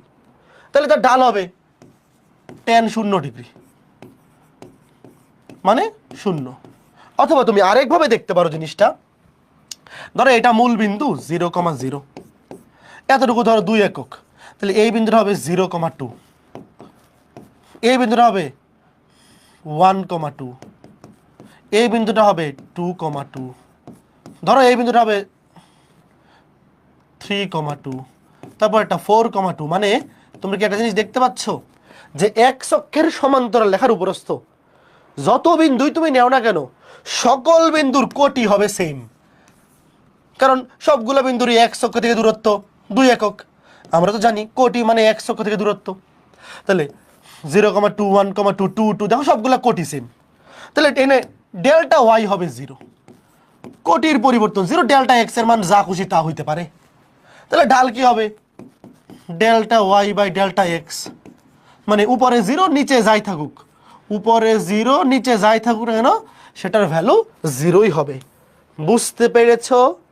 ঠিক আছে, এইবার আসো, তোমাকে যদি জিজ্ঞেস করা হয় যে এই রেখাটার ঢাল কত, তুমি বাইর করলে 8, ঢালের কোনো একক নাই, ঢালের কোনো, আচ্ছা ঢালের তো কোনো একক তো কাটাকাটি যায়, এখানে মনে হয় একটা একক লিখে ফেলছিলাম, কই একক লেখা লাগবে না, একক কাটাকুটি নেই, কোনো একক নেই। ঢালের উপরে নিচে মানে একই জাতীয় রাশির অনুপাত, উপরেও দূরত্ব নিচেও দূরত্ব, তো একই জাতীয় দুইটা রাশির অনুপাতের কোনো একক থাকে না। Okay fine. আচ্ছা এইবার যদি তোমাকে কেউ জিজ্ঞেস করে যে এই রেখাটা, এই যে এই রেখাটা এক্স অক্ষের ধনাত্মক দিকের সাথে কত অ্যাঙ্গেল তৈরি করে, কি বলবা? তোমার কাছে একটা রেখার উপরস্থ দুইটা বিন্দুর স্থানাঙ্ক জানা আছে, তুমি সেখান থেকে ঢাল বের করে ফেলছো, এখন তো তোমাকে বলতেই পারে যে এই রেখাটা এক্স অক্ষের ধনাত্মক দিকের সাথে কত ডিগ্রি কোণ তৈরি করে। তুমি কি লিখবা? যে আমরা জানি ঢাল, ঢাল সমান টেন থিটা, ঢালের মান কত আছে 8 একক, তাইলে টেন থিটা সমান 8, সুতরাং থিটা সমান 10 ইনভার্স 8, কত ডিগ্রি বলো? 10 ইনভার্স 8, 82.875, 82.875 ডিগ্রি। কাজে তুমি যদি এই রেখাটার চিত্রটা আঁকাও, মানে পরীক্ষায় তো আর চিত্র আঁকাইতে হবে না, আমি তোমাকে জাস্ট বোঝানোর জন্য বলতেছি। ধরো এক্স অক্ষ আর ওয়াই অক্ষ, ধরো এই রেখার চিত্রটা যদি আঁকাও কেমন হবে? ধরো 3,-1 বিন্দুটা কোথায় আছে? 3,-1, ধরো এটা মূল বিন্দু 1 2 3 আর 1, এই ধরো 3,-1 বিন্দু, তারপরে কত 4,7, ধরো 3 4 5 6, সরি 3 4 1 2 3 4 5 6 7, ধরো এখানে 4,7। এই দেখো এই রেখার চিত্রটা হবে এই যে এইরকম হবে। আচ্ছা এবার দেখে কি মনে হচ্ছে যে এই অ্যাঙ্গেলটা, এই যে এই অ্যাঙ্গেলটা মোটামুটি 82.875 ডিগ্রির মতো হইতে পারে? বলো 82.875 ডিগ্রি। বিশ্বাস হয়? দেখে কিন্তু মনে হচ্ছে যে আসলেই হইতে পারে। তুমি যদি এক্সাক্ট অ্যাকুরেট চিত্র আঁকো তাহলে কিন্তু এই অ্যাঙ্গেলটা হবে 82.875 ডিগ্রি। কাজেই খুবই সুন্দরভাবেই আমরা বের করতে পারলাম। কাজেই কোনো রেখার উপরস্থ যদি দুইটা বিন্দুর স্থানাঙ্ক দেওয়া থাকে সেখান থেকে আমাদের ঢাল বের করা পারতে হবে, এবং সেই ঢালকে ইউজ করে ওই রেখাটা এক্স অক্ষের ধনাত্মক দিকের সাথে কত ডিগ্রি অ্যাঙ্গেল তৈরি করে সেটাও আমাদের বের করা পারতে হবে। আচ্ছা পরীক্ষায় যদি বলে যে এক্স অক্ষের ঋণাত্মক দিকের সাথে উৎপন্ন কোণ কত, যদিও ঋণাত্মক দিকের সাথে নর্মালি বলে না, বাট পরীক্ষা কিন্তু চাইতে পারে এই কত, কমেন্ট করে বলো, কমেন্ট করে। এই যে অ্যাঙ্গেলটা এটা তো এক্স অক্ষের ধনাত্মক দিকের সাথে উৎপন্ন কোণ, আমরা ঢাল থেকে যখন অ্যাঙ্গেলটা বের করবো সেটা অবশ্যই এক্স অক্ষের ধনাত্মক দিকের সাথে অ্যাঙ্গেলটা বের হবে। বাট ধরো এমসিকিউতে বললো ঋণাত্মক দিকে, কত হবে? 180 থেকে বিয়োগ হবে। ভাই পুরাটা হচ্ছে 180, তো 180 থেকে এটা বিয়োগ, 180 থেকে এটা বিয়োগ কত? 97.125। এই যে এটা হচ্ছে ঋণাত্মক দিকে, এক্স অক্ষের ঋণাত্মক দিকে কত? 97.125 ডিগ্রি। হ্যাঁ ঠিক আছে, জাস্ট 180 থেকে বিয়োগ করে দিলেই হয়ে যাচ্ছে, কোনো ঝামেলা নাই। এইবার আমরা সরল রেখার সমীকরণের বিভিন্ন আকার শিখব। আজকে ক্লাসে আমরা খুবই ইম্পর্টেন্ট কয়েকটা সরল রেখার সমীকরণের আকার দেখব। খেয়াল করো, আমরা এতক্ষণ যাবৎ ঢালের কাহিনী নিয়ে আমরা ঘটনাগুলো নিয়ে আলোচনা করছি। ঢাল কি, কেন, কোথায়, কিভাবে সব কিছু আমরা জানলাম। ঢালটা কিন্তু খুবই ইম্পর্টেন্ট, অনেক বেশি কাজে লাগবে, এবং এর বেসিকটা ক্লিয়ার থাকলে সকল ক্ষেত্রে সকল টাইপের এই ধরনের ম্যাথ করার ক্ষেত্রে তোমার অনেক সহজ মনে হবে। তো এই জন্য আমরা ঢালটা নিয়ে অনেক বেশি বিস্তর আলোচনা রাখছি ক্লাসের মধ্যে। এখন সরল রেখার সমীকরণের বিভিন্ন আকার নিয়ে আমরা কাজ করব। শুরুতে লিখো 1 নাম্বার, মনে করো কোনো একটা সরল রেখার ঢাল দেওয়া আছে m এবং y অক্ষের ছেদকৃত অংশ দেওয়া আছে c। তোমার কাজ হচ্ছে ওই সরল রেখার সমীকরণ বের করা। টপিকটা লিখো, এই যে x অক্ষ এই যে ওয়াই অক্ষ, এক্স অক্ষ, ওয়াই অক্ষ, এটা মূল বিন্দু। প্রশ্নে কি বলছে একটু মনোযোগ দিয়ে শোনো। তোমাকে বলছে যে একটা সরল রেখার ঢাল হচ্ছে এম এবং ওয়াই অক্ষের ছেদকৃত অংশ সি, মানে ওই সরল রেখাটা ওয়াই অক্ষ থেকে সি পরিমাণ অংশ ছেদ করে। তাহলে আমরা চিত্রটা এমন ভাবে আঁকাবো যেন সরল রেখাটা ওয়াই অক্ষকে অবশ্যই ছেদ করে। ধরো আমি এখানে আঁকাইলাম, এই যে আমি এমন ভাবে ইচ্ছা করে এমন ভাবে চিত্রটা আঁকাইলাম সরল রেখাটা ওয়াই অক্ষকে ছেদ করে। তো দেখো দেখো সরল রেখাটা ওয়াই অক্ষকে এই বিন্দুতে ছেদ করছে। ধরো এটা মূল বিন্দু ও, ধরো এটা একটা বিন্দু এ, ধরলাম এ বিন্দু, এবং এই যে ছেদকৃত অংশ এটা হচ্ছে সি। এই যে এতটুকু ওয়াই অক্ষ থেকে, মূল বিন্দু থেকে ওয়াই অক্ষ পর্যন্ত সে যতটুকু অংশ ছেদ করছে এটার দৈর্ঘ্য হচ্ছে ছোট হাতের সি। আচ্ছা আমাকে তোমরা বলো তো, এই ওয়াই অক্ষের ছেদকৃত অংশ এতটুকু অংশ যদি সি পরিমাণ হয় তাহলে এ বিন্দুটার স্থানাঙ্ক কি হবে? তাইলে এই এ বিন্দুর স্থানাঙ্ক কি হবে বলো?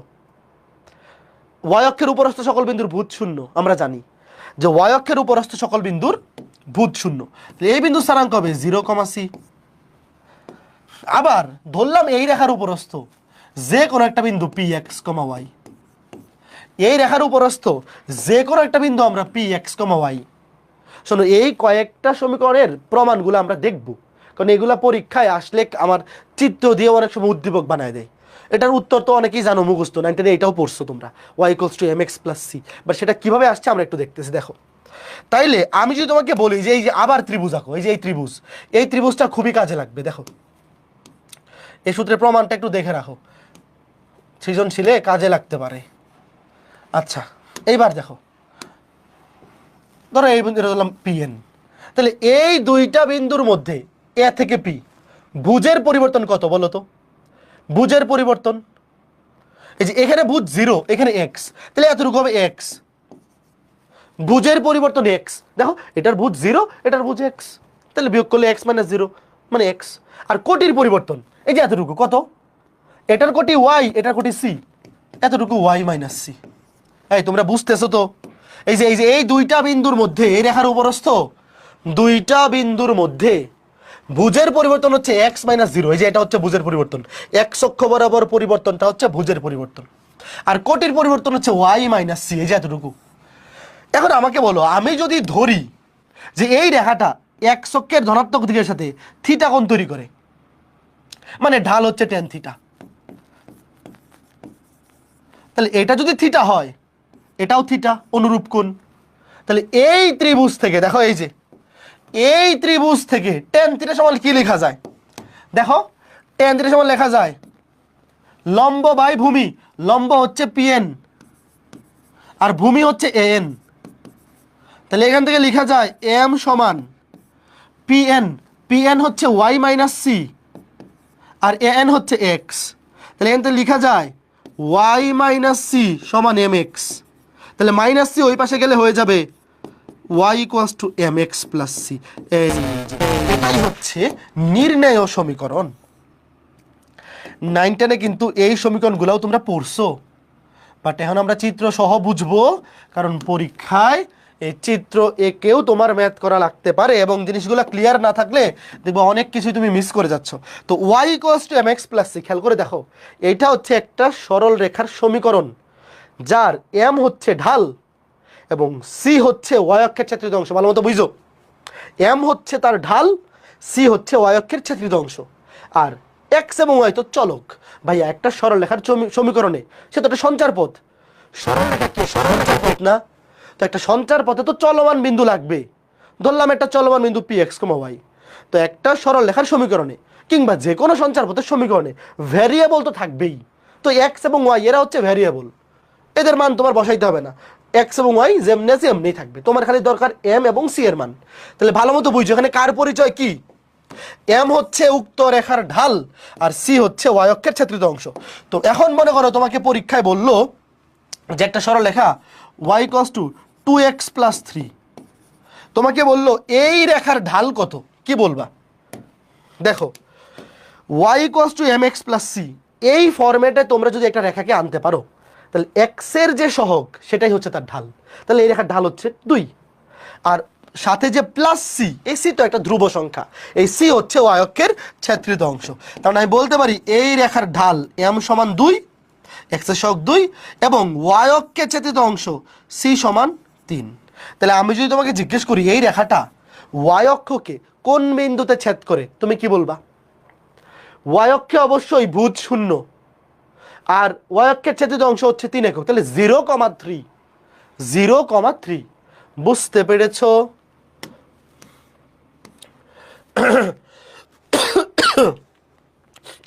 আশা করি বুঝতে পেরেছ। তারপরে দাঁড়াও আরেকটা উদাহরণ দেই তোমাকে। ধরো কেউ বলল 2x plus Y equals two 9। এই রেখার ঢাল কত? কেমনে বের করবো বলো? এই রেখার ঢাল কত? তুমি যখন কোনো একটা সরলরেখার ঢাল বের করবা তখন তুমি রেখার সমীকরণটাকে অবশ্যই এই ফরম্যাটে নিয়ে আসবা, y equals to mx plus c। একটু আগে আমরা সমীকরণটা বললাম, কারণ এটা হচ্ছে সরলরেখার ঢাল সমীকরণ। এই সমীকরণটার নামই হচ্ছে ঢাল সমীকরণ। এর নাম ঢাল সমীকরণ হওয়ার কারণ কি? কারণ হচ্ছে এই সমীকরণ থেকে ডিরেক্ট ঢাল বের করা যায় এই ফরম্যাটে থাকলে। এই ফরম্যাটটা কিরকম? বাম পাশে থাকবে y, বাকি সব কিছু ডান পাশে। তো দেখো y equals to minus 2x plus 9। তো আমি যদি তোমাকে জিজ্ঞেস করি যে এই রেখার ঢাল কত, x এর সহগ, এই ফরম্যাট বানাইছি -2, আর y অক্ষের ছেদিত অংশ কত 9। ঘটনা বুঝতে পেরেছ? এই জন্য খেয়াল করে দেখো, এই যে ফরম্যাটটা, কোনো একটা সরলরেখার সমীকরণকে তুমি যদি এই ফরম্যাটে আনতে পারো তাহলে ইজিলি সেই সমীকরণ থেকে ওই রেখার ঢাল বের করে ফেলা যায়। এই জন্যে এই সমীকরণটার নাম হচ্ছে সরল রেখার ঢাল সমীকরণ। সরল রেখার ঢাল সমীকরণ। যদি পরীক্ষায় বা প্রশ্নে সরলরেখার ঢাল দেওয়া থাকে তাহলেও তুমি এই সমীকরণ বের করতে পারবা, অথবা সমীকরণ দেওয়া থাকলে সেই সমীকরণ থেকেও তুমি ওই রেখার ঢাল বের করে ফেলতে পারবা। এখন ধরো একটা সরলরেখার প্রমিত সমীকরণ, প্রমিত বা আদর্শ সমীকরণ। দেখো একটা সরলরেখার প্রমিত বা আদর্শ সমীকরণ হচ্ছে এরকম, ax plus by plus c। এই ফরম্যাটে থাকবে। একটা সরলরেখা যখন পরীক্ষায় প্রশ্নে দিবে বেশিরভাগ ক্ষেত্রে দেখবা যে সরলরেখার সমীকরণগুলো এই ফরম্যাটে আছে। যেমন একটা উদাহরণ দিই, মনে করো যে এরকম 2x plus 3y plus 7 equals to 0 হয়েছে এইরকম। এখন যদি একটা সরলরেখার সমীকরণ এই ফরম্যাটে থাকে, শোনো, সরলরেখার সমীকরণ চেনার বুদ্ধি কি? তুমি কিভাবে দেখে বুঝবা যে এটা সরলরেখার সমীকরণ? তুমি যদি দেখো যে x এবং y এর পাওয়ার হচ্ছে 1, x এবং y দুইটাও থাকতে পারে, যে কোনো একটাও থাকতে পারে, শুধু x ও থাকতে পারে কিংবা শুধু y ও থাকতে পারে। তবে তুমি যদি দেখো যে x এবং y এদের পাওয়ার 1, মানে x এর উপরে পাওয়ার সর্বোচ্চ পাওয়ারই 1, স্কয়ার নাই, কিউব নাই, শুধু 1 আছে পাওয়ার, তাইলে ওই রেখাটা সরলরেখার সমীকরণ। এখন আমি যদি তোমাকে বলি যে একটা সরলরেখার সমীকরণ যদি সাধারণ সমীকরণ এই ফরম্যাটে থাকে, তুমি তার ঢাল কেমনে বের করবা? ঢাল বের করার বুদ্ধি হচ্ছে এই ফরম্যাটটাকে আগে এইরকম বানাইতে হবে, y equals to mx plus c। এই যে ঢাল সমীকরণ এরকম বানাইতে হবে। কিভাবে বানাবা? বাম পাশে y থাকবে, বাকি সব ডান পাশে। দেখো y থাকবে বাম পাশে, বাকি সব ডান পাশে, এবং y এর সহগ হইতে হবে 1। দেখো এখানে y এর সহগ কত? 1। তাহলে এই b দিয়ে ভাগ, y এর সহগ 1 মানে b দিয়ে ভাগ করতে হবে। তাহলে minus a by b x minus c by b. এইবার আমাকে বলো, এই যে ফরম্যাটটা বানাইলাম, ডান পাশে y, বাকি সব ডান পাশে, এইবার আমাকে বলো যে এই রেখার ঢাল কত? অবশ্যই x এর সহগ। এই ফরম্যাটে নেওয়ার পরে x এর যে সহগ সেটাই ঢাল। এই দেখো x এর সহগ কি? মাইনাস a বাই বি, মাইনাসের সামনে দিলাম minus a divide by b. এই যে এটা হচ্ছে উক্ত রেখার ঢাল। এইবার এইটার একটা শর্টকাট লেখা যায়। Shortcut key? দেখো মাইনাস এ মানে কি? এ মানে কি? দেখো এ হচ্ছে x এর সহগ, x এর সহগ, আর বি মানে কি?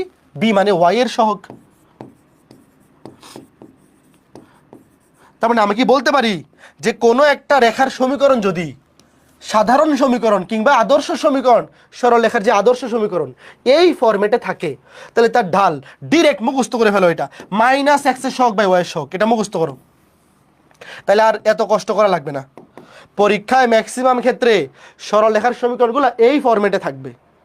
তখন তুমি যদি এইটা দিয়ে বাইর করতে চাও, আগে তোমার এই যে এই ক্যালকুলেশনটা করা লাগবে, 5 সেকেন্ড নষ্ট হবে। আর এটা মুখস্থ থাকলে কিচ্ছু লাগবে না, মাইনাস এক্স এর সহগ ডিভাইড বাই ওয়াই এর সহগ। যেমন এই রেখার ঢাল কত বলো, সামনে একটা সূত্রের মাইনাস, এটা সূত্রের মাইনাস, তারপরে উপরে এক্স এর সহগ, নিচে ওয়াই এর সহগ। কে কে বুঝছো বলো? -2/3। এইবার যে কোনো সরল রেখার সমীকরণ দেখা মাত্রই ঢাল বলতে পারবা কে কে? মনে করো 2x - 3y + 7 = 0, এই রেখার ঢাল কত বলো? মাইনাস, এটা হচ্ছে সূত্রের মাইনাস, উপরে এক্স এর সহগ, নিচে ওয়াই এর সহগ, ওয়াই এর সহগ কে, তাহলে মাইনাসে মাইনাসে প্লাস হয়ে যাবে, মাইনাসে মাইনাসে কি হয়ে যাবে? প্লাস হয়ে যাবে। এখন আমি যদি তোমাকে জিজ্ঞেস করি যে এই রেখাটা এক্স অক্ষের ধনাত্মক দিকের সাথে কত ডিগ্রি কোণ তৈরি করে, কি বলবা? এই রেখাটা এক্স অক্ষের ধনাত্মক দিকের সাথে উৎপন্ন কোণ tan থিটা, tan থিটা মানেই তো ঢাল, তাহলে tan থিটা সমান 2/3, সুতরাং থিটা সমান কত? এই বুঝতেছো প্রশ্ন কোত্থেকে কি বানাইতে পারে, প্রশ্ন কোত্থেকে কি দিতে পারে, তোমরা কি বুঝতেছো? 2/3, 33.69, 33.69 ডিগ্রি। Okay fine. হ্যাঁ, তারপরে চলো তো আমরা একটা সুন্দর সমীকরণ শিখে ফেললাম যে কোনো একটা সরল রেখার ঢাল যদি হয় m এবং সেই রেখাটা যদি y অক্ষের ধনাত্মক দিক হতে, এটা এটা ধনাত্মক হইতে পারে, ঋণাত্মক হইতে পারে, যদি y অক্ষের ছেত্রিত অংশ তার c হয়, এটা তো উপরের দিকে হইতে পারে, নিচের দিকে হইতে পারে, এরকমও তো হইতে পারে, কোনো সমস্যা নেই। তাইলে সেই রেখার সমীকরণ y = mx + c, y = mx + c, বোঝা গেল, ফাইন। এইবার দেখো মূল বিন্দুগামী সরলরেখার সমীকরণ, এটা খুবই ইজি, এটা এক্সট্রা কিছু দেখাবো না, তোমরা খালি বলো একটা রেখা যদি মূল বিন্দু দিয়ে যায় তাহলে তার c এর মান কত? এই যে একটু আগে দেখলাম যে y = mx + c, বলো। আমার নাক বন্ধ হয়ে গেছে, নাকটা একটু পরিষ্কার করে নিই।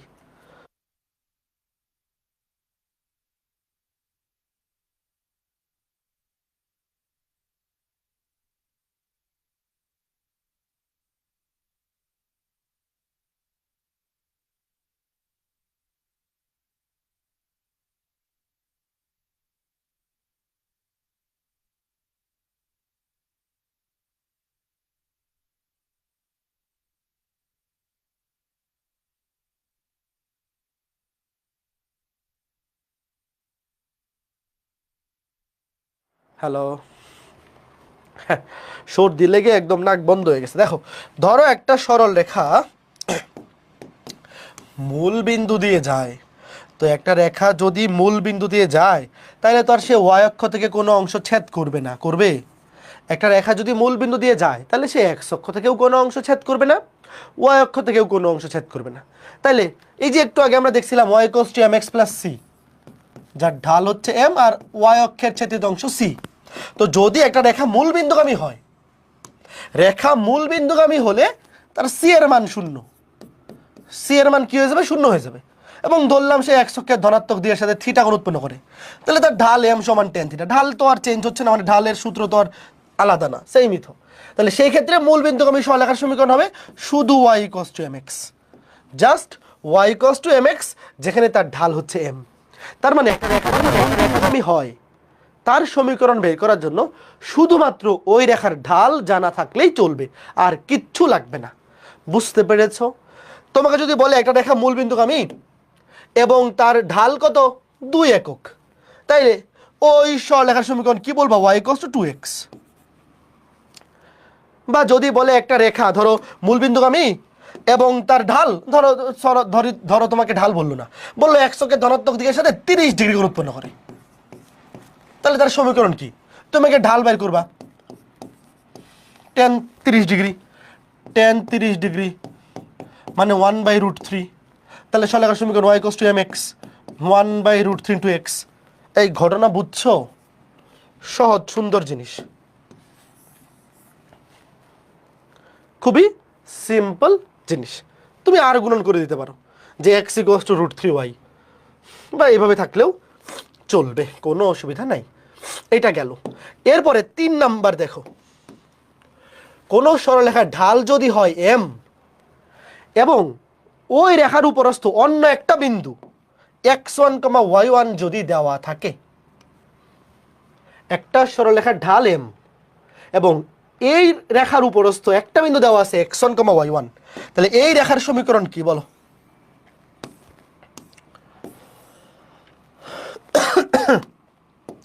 ধরো এটা x অক্ষ, এটা y অক্ষ, এটা মূল বিন্দু। ধরো এটা একটা সরলরেখা, এই সরলরেখার ঢাল দেওয়া আছে m, ধরলাম এটা থিটা, যদি দরকার নাই, যা ঢাল ধরো m, এবং একটা বিন্দু দেওয়া আছে, ধরো এই রেখার উপরস্থ একটা বিন্দু দেওয়া আছে p, x1, y1, এটা কিন্তু স্থির বিন্দু। এই বিন্দুর স্থানাঙ্ক ধরো দেওয়া আছে, যে বিন্দুর স্থানাঙ্ক দেওয়া সেটা তো স্থির বিন্দু, সেটা তো চলমান বিন্দু না। তো এটা রেখার সমীকরণ বা সঞ্চার পথ বের করার জন্য অবশ্যই একটা চলমান বিন্দু লাগবে। ধরো এটাকে পি না ধরি, এটাকে কিউ ধরি, কারণ আমরা অলওয়েজ চলমান বিন্দুটাকেই পি ধরি, এক্স ওয়াই। তাহলে আমরা এখান থেকে ঢাল সমান কি লিখতে পারি? ঢাল, একটা বিন্দু দেওয়া আছে x1, y1, আর একটা বিন্দু আমরা ধরলাম যে চলমান বিন্দু, যে কোনো একটা বিন্দু x, y। তাহলে ঢাল কি? কোটিদ্বয়ের পরিবর্তন, ধরো y - y1, নিচে ভুজ দূরের পরিবর্তন x - x1, তাই তো? এটা মানেই তো ঢাল। তাহলে আমরা এখান থেকে কি পাই দেখো, আর গুণন করে দাও, y - y1 সমান m × x - x1। খুবই সহজ সমীকরণ, একদম পানি ভাত টাইপের সমীকরণ, এমনিই মনে থাকবে। তার মানে দেখো আরেকবার এখানে লিখতেছি, কোন একটা সরলরেখার ঢাল যদি হয় m এবং সেই রেখাটার উপরস্থ যদি একটা বিন্দুর স্থানাঙ্ক x1, y1 দেওয়া থাকে, তাহলে সেই সরলরেখার সমীকরণ y - y1 সমান m × x - x1। এই হচ্ছে ঘটনা। ধরো তোমাকে বলে দিল কোনো একটা রেখার ঢাল, ধরো ঢাল দিল না, ধরো তোমাকে বললো কোনো একটা সরলরেখা x অক্ষের ধনাত্মক দিকের সাথে 60 ডিগ্রি কোণ উৎপন্ন করে এবং ওই রেখাটা 3, -7 বিন্দুগামী। বলো এই রেখার সমীকরণ কি হবে? তোমরা আগে বাইর করো, তারপর করে দিচ্ছি। একটা রেখা x অক্ষের ধনাত্মক দিকের সাথে 60 ডিগ্রি কোণ উৎপন্ন করে এবং রেখাটা 3, -7 বিন্দুগামী। তাহলে প্রথম কথা হচ্ছে আগে তুমি ঢাল বাইর করবা। ঢাল হচ্ছে tan 60 ডিগ্রি মানে √3 এবং এই বিন্দুগামী। তাহলে সমীকরণ y - y1, দেখো এই যে এটাকে, এই বিন্দুটাকে তুমি মনে মনে ধরবা x1, y1, তাহলে y1 এর ভ্যালু হচ্ছে -7, মাইনাসে মাইনাসে হবে +7 সমান ঢাল m × m এর মান √3, x - x1, x1 হচ্ছে 3। কে কে পারছো বলো? শোনো, সমীকরণটা হচ্ছে y - y1, এখানে y1 এর ভ্যালু হচ্ছে -7, তাহলে মাইনাসে মাইনাসে +7 হয়ে যাবে, ঢাল ইন্টু m এর মান √3 × x - x1, x - 3। বুঝতে পেরেছো? বুঝতে পারা উচিত, বুঝতে পারা উচিত। ওকে, ঠিক আছে, সবাই পারছো তো? হ্যাঁ, গুড, ওকে ফাইন। এরপরে লাস্ট, আজকে ক্লাসে আমরা এখানেই না, আর একটু পড়ানো যাবে, এখন তো 1.5 ঘন্টা হয়নি। 4 নাম্বার সমীকরণটা দেখো, এটাও তোমরা 9 10-এ কিন্তু পড়ছো। সরলরেখার উপরস্থ দুইটা বিন্দুর স্থানাঙ্ক দেওয়া থাকলে ডিরেক্ট লিখে দেয় এটা। তুমি চাইলে এটা ওই যে ওইভাবে প্রুফ করতে পারো। আচ্ছা, তোমরা টপিকটা লিখো, আমি দেখাই দিই যেটা কেমনে আসছে। শোনো, আগের টাইপটাতে কি ছিল? 3 নাম্বার সমীকরণটাতে ছিল যে একটা রেখার ধরো ঢাল দেওয়া আছে আর একটা বিন্দু দেওয়া আছে, তখন সমীকরণ y - y1 সমান m × x - x1। এইবার ধরো দুইটা বিন্দু দেওয়া আছে, তো দুইটা বিন্দু দেওয়া থাকলে মনে করো যে এই যে একটা রেখা,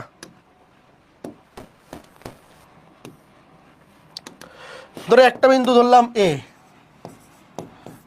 x1 y1, আর একটা বিন্দু ধরলাম বি, x2 y2, আর একটা বিন্দু ধরলাম চলমান বিন্দু, ধরো এখানে পি, x, y। তাইলে রেখার এই দুইটা বিন্দু নিয়ে তুমি যদি ঢাল বের করো, ঢাল হবে কোটি দ্বয়ের অন্তর, ধরো y মাইনাস y1, নিচে বুঝ ধরো ধরো x মাইনাস x1। তুমি এটা থেকে ওটা বিয়োগ করতে পারো, এটা থেকে ওটা বিয়োগ করতে পারো, একই কথা। মনে করো রেখার উপরস্থ দুইটা বিন্দু স্থানাঙ্ক দেওয়া আছে, একটা x1 y1, একটা x2 y2, দেখো, এবং একটা চলমান বিন্দু ধরলাম p, x, y। তাইলে এই যে এ পি, এই দুইটা বিন্দু নিয়ে ঢাল বের করলে এটা আসবে। আবার মনে করো যে এ বি, এই দুইটা বিন্দু নিয়ে ঢাল বের করলে আবার কি আসবে, ধরো আসবে কোটি দ্বয়ের অন্তর, ধরো y1 মাইনাস y2, এটা থেকে এটা বিয়োগ, আর x1 মাইনাস x2। তুমি যদি চাইলে উপর থেকেও নিচে বিয়োগ করতে পারো, ডাজেন্ট ম্যাটার। এখন আমাকে বলো একটা রেখার ঢাল সেম হবে নাকি আলাদা হবে? তুমি এখানে দুইটা বিন্দু নিয়ে যে ঢাল বের করছো আর এখানে দুইটা বিন্দু নিয়ে যে ঢাল বের করছো, ঢাল কিন্তু সেম। একটা রেখার উপরস্থ অযুত লক্ষণ নিযুত কোটি বিন্দু আছে, তুমি যে কোনো দুইটা বিন্দুর থেকে ঢাল বের করো, ঢালের মান কিন্তু সেম আসবে। তাহলে এই দুইটার মান কিন্তু সেম আসবে। তাহলে আমি লিখি y minus y1 by x minus x1 সমান y1 minus y2 divide by x1 minus x2। এই দুটো ঢালের মান কি হবে, সেম হবে। এখন সাজায় লিখো, সাজায় লিখে x দুটোকে এক পাশে করো, দাঁড়াও এটা এবার চলে যাবে, এটাকে বাম পাশে লিখি, x minus x1 by x1 minus x2 সমান y minus y1 by y1 minus y2। এই হচ্ছে ঘটনা, বুঝতে পেরেছো? এটা হচ্ছে মূল বিন্দু। দুই বিন্দুগামী সরলরেখার সমীকরণ এইটা মুখস্থ রাখবো। এখানে x এবং y হচ্ছে চলক। দেখো এই যে ছোট হাতের x এবং এই যে y, এই দুটো কিন্তু ভ্যারিয়েবল, এরা সরলরেখার সমীকরণে থাকবেই। আর এই যে বাকি x1 x2 y1 y2, এদের ভ্যালু দেওয়া থাকবে, মানে একটা রেখার উপরস্থ দুইটা বিন্দুর স্থানাঙ্ক দেওয়া থাকবে, আমরা বসাই দেব, আমরা সমীকরণ পেয়ে যাব। যেমন দেখো একটা উদাহরণ, ধরো একটা রেখার উপরস্থ দুইটা বিন্দুর স্থানাঙ্ক দেওয়া, ধরো একটা রেখার উপরস্থ দুইটা বিন্দুর স্থানাঙ্ক দেওয়া, ধরো এইটা 3,2, এইটা 4,7। বের করো তো সরলরেখার সমীকরণ, বের করো। দুইটা বিন্দুর স্থানাঙ্ক দেওয়া, তাহলে এই সরলরেখার সমীকরণ কি হবে? তুমি যে কোনো একটা বিন্দুকে মনে মনে x1 y1 ধরো, যে কোনো একটাকে, এটাকে ধরো x1 y1, এটাকে ধরো x2 y2। তাহলে সমীকরণ হচ্ছে আগে x লিখে দিব, আগে y লিখে দিব, তারপর দেখো x minus x1, x minus ধরো এটাকে x1 3, x1 মাইনাস x2 3 থেকে 4 বিয়োগ, দেখো বুঝ থেকে বুঝ বিয়োগ, x1 মাইনাস x2 3 থেকে 4 বিয়োগ, তারপরে y মাইনাস y1, এটাকে তুমি x1 ধরছো এটা, তাহলে এটা হবে y1 2, y মাইনাস 2, তারপর y দুটার বিয়োগফল 2 মাইনাস এই 2 থেকে 7 বিয়োগ। এই বুঝছো ঘটনা? তুমি মনে মনে ধরো এটা x1 y1, এইটা x2 y2, তাহলে x minus x1 divide by x1 minus x2, তারপরে y minus y1 divide by y minus y2। তাহলে কি হবে দেখো, এখানে -1 আর এখানে কত -5, দেখো এখানে -1 এখানে -5, তো মাইনাস দিয়ে কাটাকাটি করে দিই, তাহলে এটা 5 এটা 1, এটা 1, 5x মাইনাস 3 5 15, আর 1 দিয়ে গুণ করলে তো জাস্ট y মাইনাস 2। এবার এক পাশে করো, 5x মাইনাস y মাইনাস 2, এই পাশে এসে কত যাবে +2, কাটাকাটি হলো -13। এই যে অ্যান্সার। এই তোমরা কে কে বুঝছো বলো?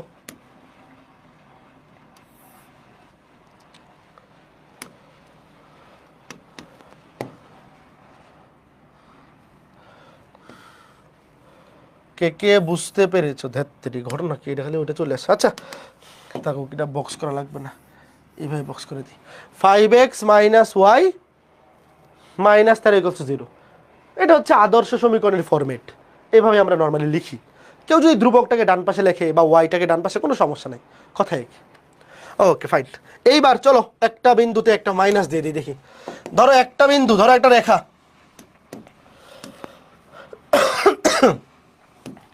একটা রেখার উপরস্থ দুইটা বিন্দুর স্থানাঙ্ক দিয়ে আছে, ধরো 3,-2, 3,-2, আর একটা বিন্দু ধরো -7,5। তোমাকে বলা হলো এই রেখার সমীকরণ বের করো, লিখো দ্রুত। আগে এক্স এবং ওয়াই লিখে ফেলি, এই যে এক্স, এই যে ওয়াই।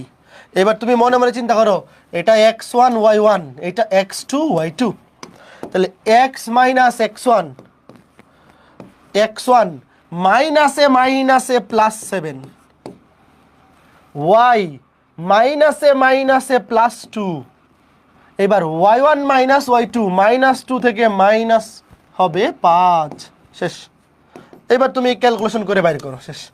এই কয়জন বুঝছো বলো? নিচে 10, আর এখানে কত? -7 দিয়ে গুণ করো, -7x, -7 আছে +3 সাথে 21, আর এখানে কত? 10y প্লাস 10 দুগুণে 20।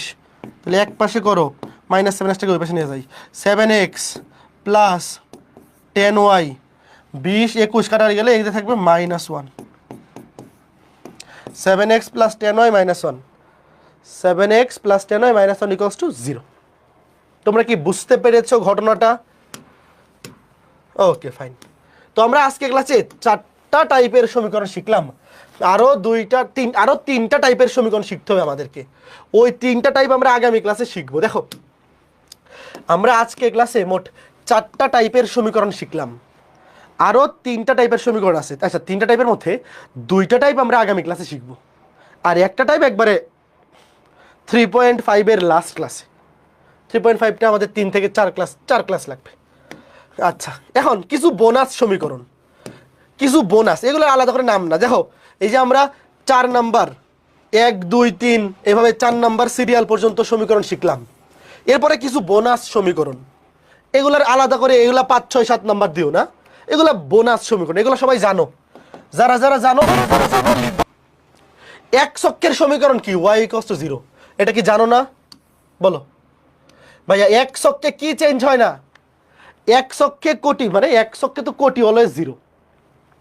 এক ছকের উপরস্থ দুনিয়ার সকল বিন্দুর, এক ছকের উপরস্থ সকল বিন্দুর কোটি 0। দেবজিৎ মজুমদার বলছে ax + by + c = 0। হ্যাঁ, এটাই হচ্ছে প্রমিত সমীকরণের ফরম্যাট। বাট কেউ যদি সিটাকে ডানে নিয়ে লিখে, কোনো সমস্যা নাই। বাম পাশে +c হলে ডান পাশে -c হবে। বুঝো নাই? একটা সরলরেখার সমীকরণ, মনে করো তুমি পরীক্ষায় এইগুলা কোনো ম্যাটার না। ধরো কেউ একটা উত্তর পরীক্ষায় এভাবে লিখলো যে 5x - y - 13 = 0, আর কেউ লিখলো এইভাবে 5x - y = 13। কথা তো একই, এটার জন্য তো নাম্বার কাটার সুযোগ নাই। কাজেই তুমি কোন ফরম্যাটে অ্যান্সারটা দিচ্ছ এটা ডাজেন্ট ম্যাটার, এটা কোনো ব্যাপার না। আচ্ছা দেখো, এক ছকের সমীকরণে এক ছকে অলওয়েজ কোটি 0, এই জন্য এক ছকের সমীকরণ y = 0। তারপর y অক্ষের সমীকরণ x = 0, কারণ y অক্ষে সবসময় ভুজের পরিমাণ 0, ভুজ 0। তারপরে দেখো, এই যে এই দুটা খুবই ইম্পর্টেন্ট। এক ছকের সমান্তরাল লেখার সমীকরণ y = b, এখানে b যে কোনো ধ্রুবক। আর y অক্ষের সমান্তরাল লেখার সমীকরণ x = a। এই দুইটা ভালো মতো লিখো, লেখা শেষ হলে ডান কমেন্ট করো। এই দুইটা জিনিস ভালো মতো বুঝতে হবে, এই দুইটা জিনিস ভালো মতো বুঝতে হবে যে এক অক্ষের সমান্তরাল রেখায় y = ধ্রুবক। এখানে a আর b ধ্রুবক, এই যে a আর b এরা ধ্রুব রাশি। হইতে পারে y = 1, হইতে পারে y = 2 3 4 5, যে কোনো কিছু হইতে পারে। এক অক্ষের সমীকরণ y = 0, y অক্ষের সমীকরণ x = 0, এক অক্ষের সমান্তরাল লেখার সমীকরণ y = b, আর y অক্ষের সমান্তরাল লেখার সমীকরণ x = a। তো এখানে a এবং b এর পরিচয় কি? এরা ধ্রুব সংখ্যা, যে কোনো ধ্রুব সংখ্যা হইতে পারে। y = সামথিং কিছু একটা হইতে পারে, x = সামথিং কোনো একটা ধ্রুব সংখ্যা হইতে পারে। একটা উদাহরণ দিই, চলো। শুরুতে এক ছকের সমান্তরাল লেখার সমীকরণ। দেখো, এক ছকের সমান্তরাল লেখার সমীকরণ y = ধ্রুবক। এখানে a আর b দুইটাই ধ্রুবক, y = ধ্রুবক। এই কথাটার মানে কি?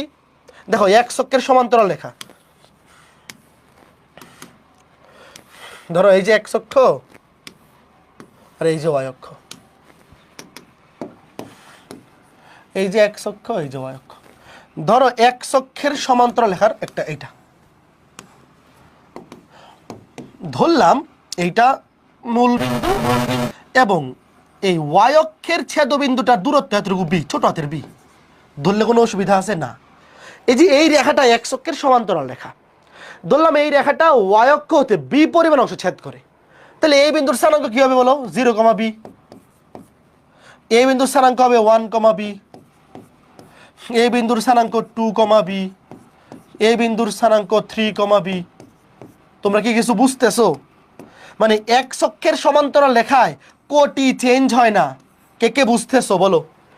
এক্স অক্ষের সমান্তরাল রেখায় কোটি চেঞ্জ হয় না, মানে কোটি ধ্রুবক থাকে। অর্থাৎ এক্স অক্ষের সমান্তরাল কোনো একটা রেখা ওয়াই অক্ষ থেকে যদি বি পরিমাণ অংশ ছেদ করে, ওয়াই অংশ থেকে যদি মানে ওয়াই অক্ষ থেকে যদি বি পরিমাণ অংশ ছেদ করে, তাহলে ওই রেখার উপরস্থ সকল বিন্দুর কোটি হবে বি। সকল বিন্দুর কোটি হবে কি? বি। এই জন্য এই রেখার সমীকরণ y = বি। এখানে বি হচ্ছে যে কোনো একটা ধ্রুব সংখ্যা, বি কিন্তু ফিক্স কিছু না। যদি এইটা 1 একক হয় তাহলে এই রেখার সমীকরণ হবে y = 1। যদি এটা 2 একক হয় এই রেখার সমীকরণ হবে y = 2। তোমরা কি ঘটনা বুঝতেছো? তার মানে এখন আমার কথা শোনো, এক্স অক্ষের সমান্তরাল রেখার সমীকরণ y = বি। এখানে বি একটা ধ্রুব সংখ্যা, সেই ধ্রুবকটা কি? সেটা হচ্ছে ওয়াই অক্ষের ছেদকৃত অংশ। তোমরা কি বুঝতে পেরেছো?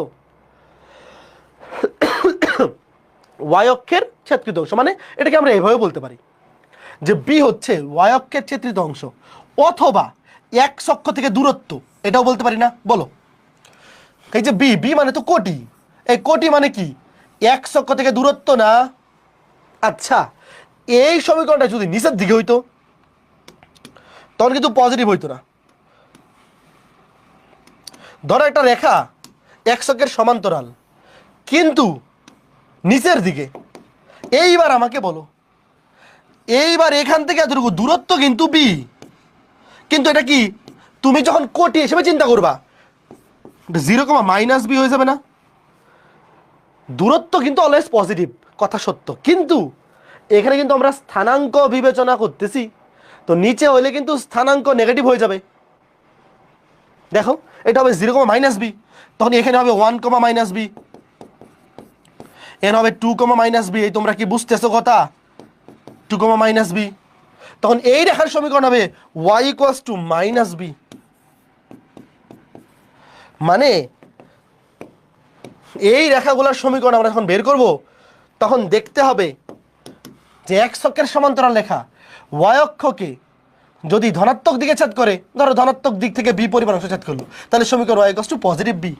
আর যদি ঋণাত্মক দিকে ছেদ করে তাহলে নেগেটিভ বি। কেন? কারণ এই যে এই বিন্দুটা, তুমি এই বিন্দুটাতে ভালো মতো ফোকাস করো, এই বিন্দুটা কি? তাহলে y = বি, আর এটা তো y = কি? Negative b. বুঝতে পেরেছো? এরপরে ওয়াই অক্ষে, আচ্ছা আরেকটা জিনিস, তোমরা কি একটা জিনিস বুঝতেছো যে এক্স অক্ষের সমান্তরাল রেখা যে কথা, এক্স অক্ষের সমান্তরাল যে কথা, ওয়াই অক্ষের উপর লম্ব একই কথা। এটা কে কে বুঝতে পারছো? শোনো, পরীক্ষায় যখন প্রশ্নে বলবে যে এক্স অক্ষের সমান্তরাল, এটা না বলে কিন্তু তোমাকে বলতে পারে যে ওয়াই অক্ষের উপর লম্ব, কথা কিন্তু একই। দ্বারা আগে লিখে দিই, এক্স অক্ষের সমান্তরাল যে কথা, ওয়াই অক্ষের উপর লম্ব একই কথা। আবার ওয়াই অক্ষের সমান্তরাল যে কথা, এক্স অক্ষের উপর সমান্তরাল এক্স অক্ষের উপর লম্ব একই কথা। এটা কি বোঝা যায়? বুঝতে পারতে হবে। আচ্ছা, তাহলে এখন আমরা এক্স অক্ষের সমান্তরালটা দেখে ফেললাম, এখন আমরা দেখবো ওয়াই অক্ষের সমান্তরালটা। তো ওটাও তো বুঝেই ফেলছো, ওয়াই অক্ষের সমান্তরাল কি হবে তো বুঝেই ফেলছো। ধরো এই যে এক্স অক্ষ, ওয়াই অক্ষ, এই যে ওয়াই অক্ষের সমান্তরালটা রেখা, ভাই ওয়াই অক্ষের সমান্তরাল যে কথা, এক্স অক্ষের উপর লম্ব একই কথা। ধরো এটা মূল বিন্দু এবং এতটুকু দূরত্ব হচ্ছে ছোট হাতের এ, তাহলে এই বিন্দুর স্থানাঙ্ক হবে 1,0। তাইলে এই বিন্দুর স্থানাঙ্ক হবে 1,1, এই বিন্দুর স্থানাঙ্ক ধরো 1,2, এইটা ধরো 1,3। তার মানে ওয়াই অক্ষের সমান্তরাল রেখায় ভুজ চেঞ্জ হয় না, ভুজের পরিমাণ সেম থাকে, মানে ভুজের মান ধ্রুবক থাকে। এই জন্য এই রেখার খুবই ইজি সিম্পল। তার মানে ওয়াই অক্ষের সমান্তরাল রেখা যেটা কিনা এক্স অক্ষ থেকে এ পরিমাণ অংশ ছেদ করে, তার সমীকরণ এক্স ইকুয়ালস টু এ। আর এটা যদি নেগেটিভ দিকে হইতো,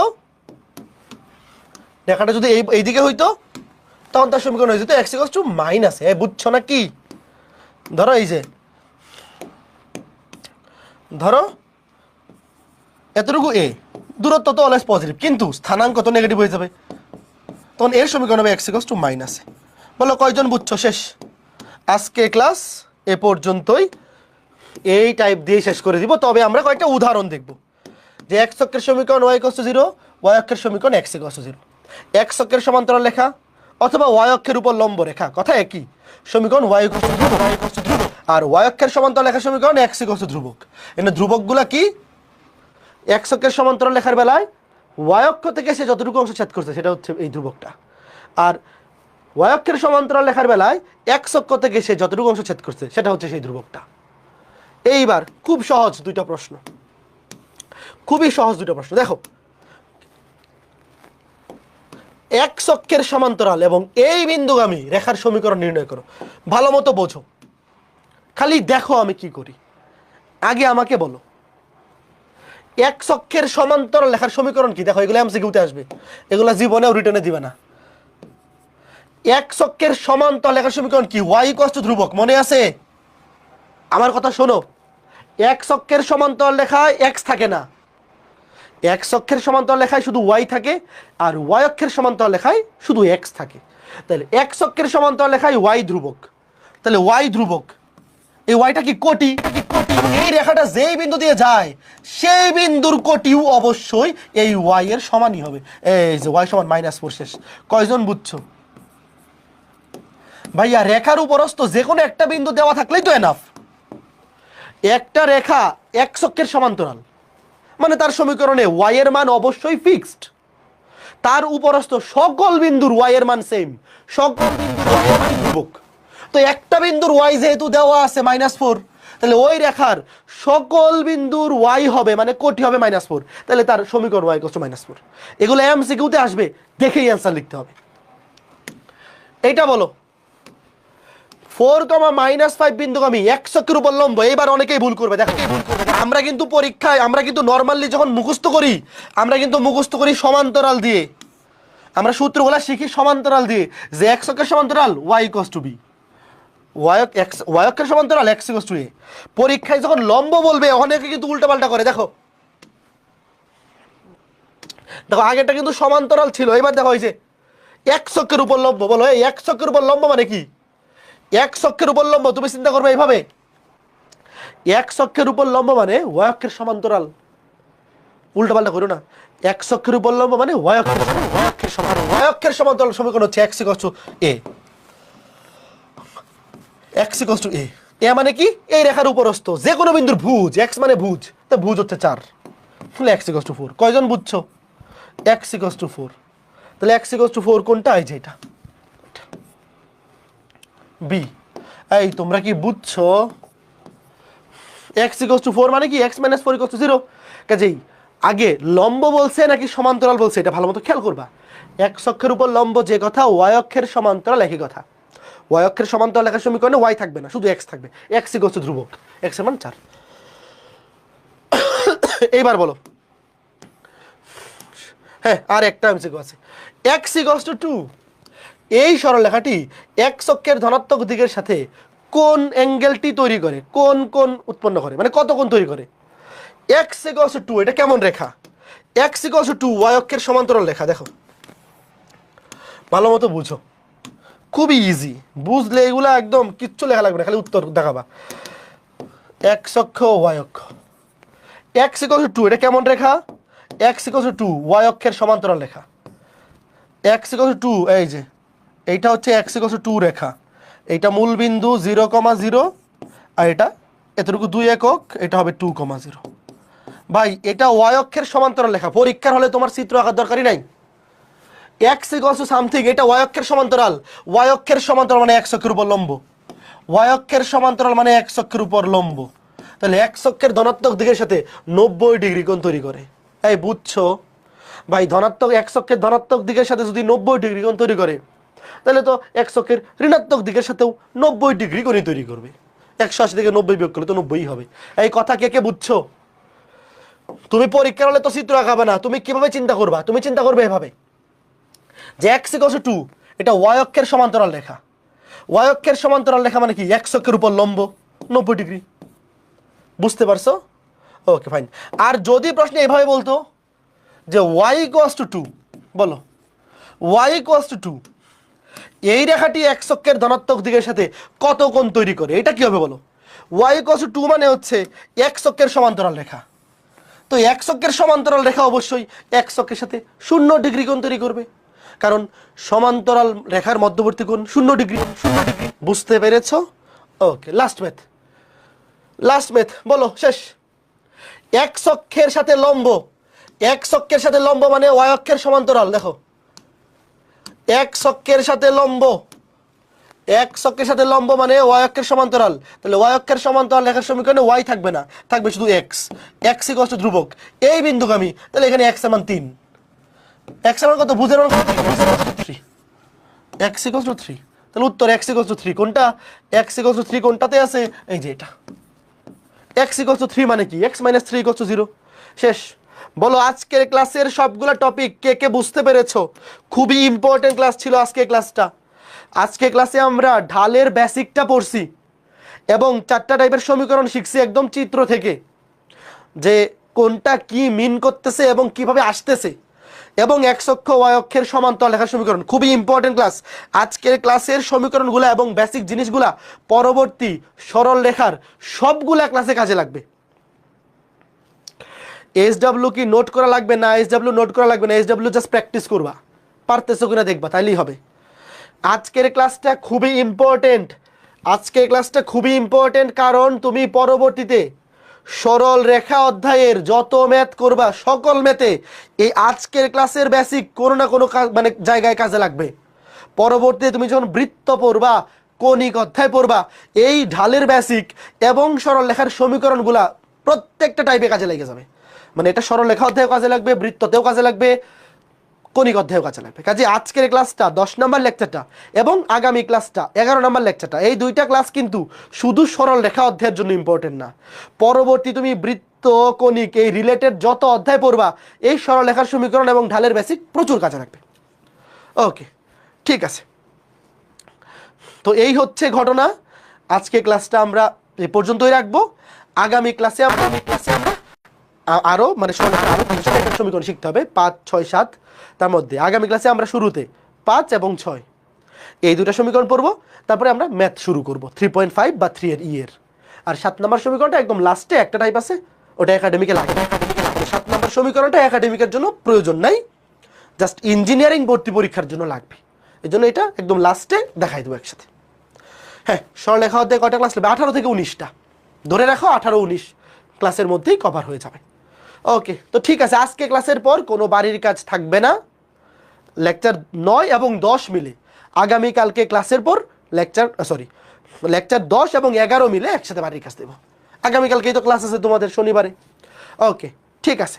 তো সবাই ভালো থাকো, সুস্থ থাকো। আজকে ক্লাসটা এই পর্যন্তই, আগামীকালকে ক্লাসে দেখা হবে। এবং আগামীকালকে ক্লাসটার আগে অবশ্যই আজকে ক্লাসের লেকচারটা, মনে করো আগামীকালকে ক্লাস কয়টায়? বিকাল 3টায়। তো তুমি অবশ্যই ক্লাস শুরুর 15 মিনিট আগে 2:45-এ বসে যাবা খাতা কলম নিয়ে, মানে একদম রেডি হয়ে। ক্লাস শুরুর 15 মিনিট আগে জাস্ট আজকে ক্লাসের লেকচার নোটটা রিভিশন দিয়ে আসবা, ঠিক আছে? এটা প্রত্যেক ক্লাসেই করবা। হায়ার ম্যাথের প্রত্যেক ক্লাসে ক্লাস শুরুর 15 মিনিট আগে তুমি রেডি হয়ে বসে যাবা। ওই 15 মিনিটে তুমি আগের ক্লাসের জাস্ট ক্লাস লেকচারটা রিভিশন দিবা। তাহলে দেখবা প্রত্যেকটা ক্লাস তোমার বুঝতে অনেক ইজি হচ্ছে। আমি বলার আগে তুমি বুঝে যাচ্ছ, তখন অনেক ভালো লাগবে, মনে হবে যে আরে আমি পারতেছি।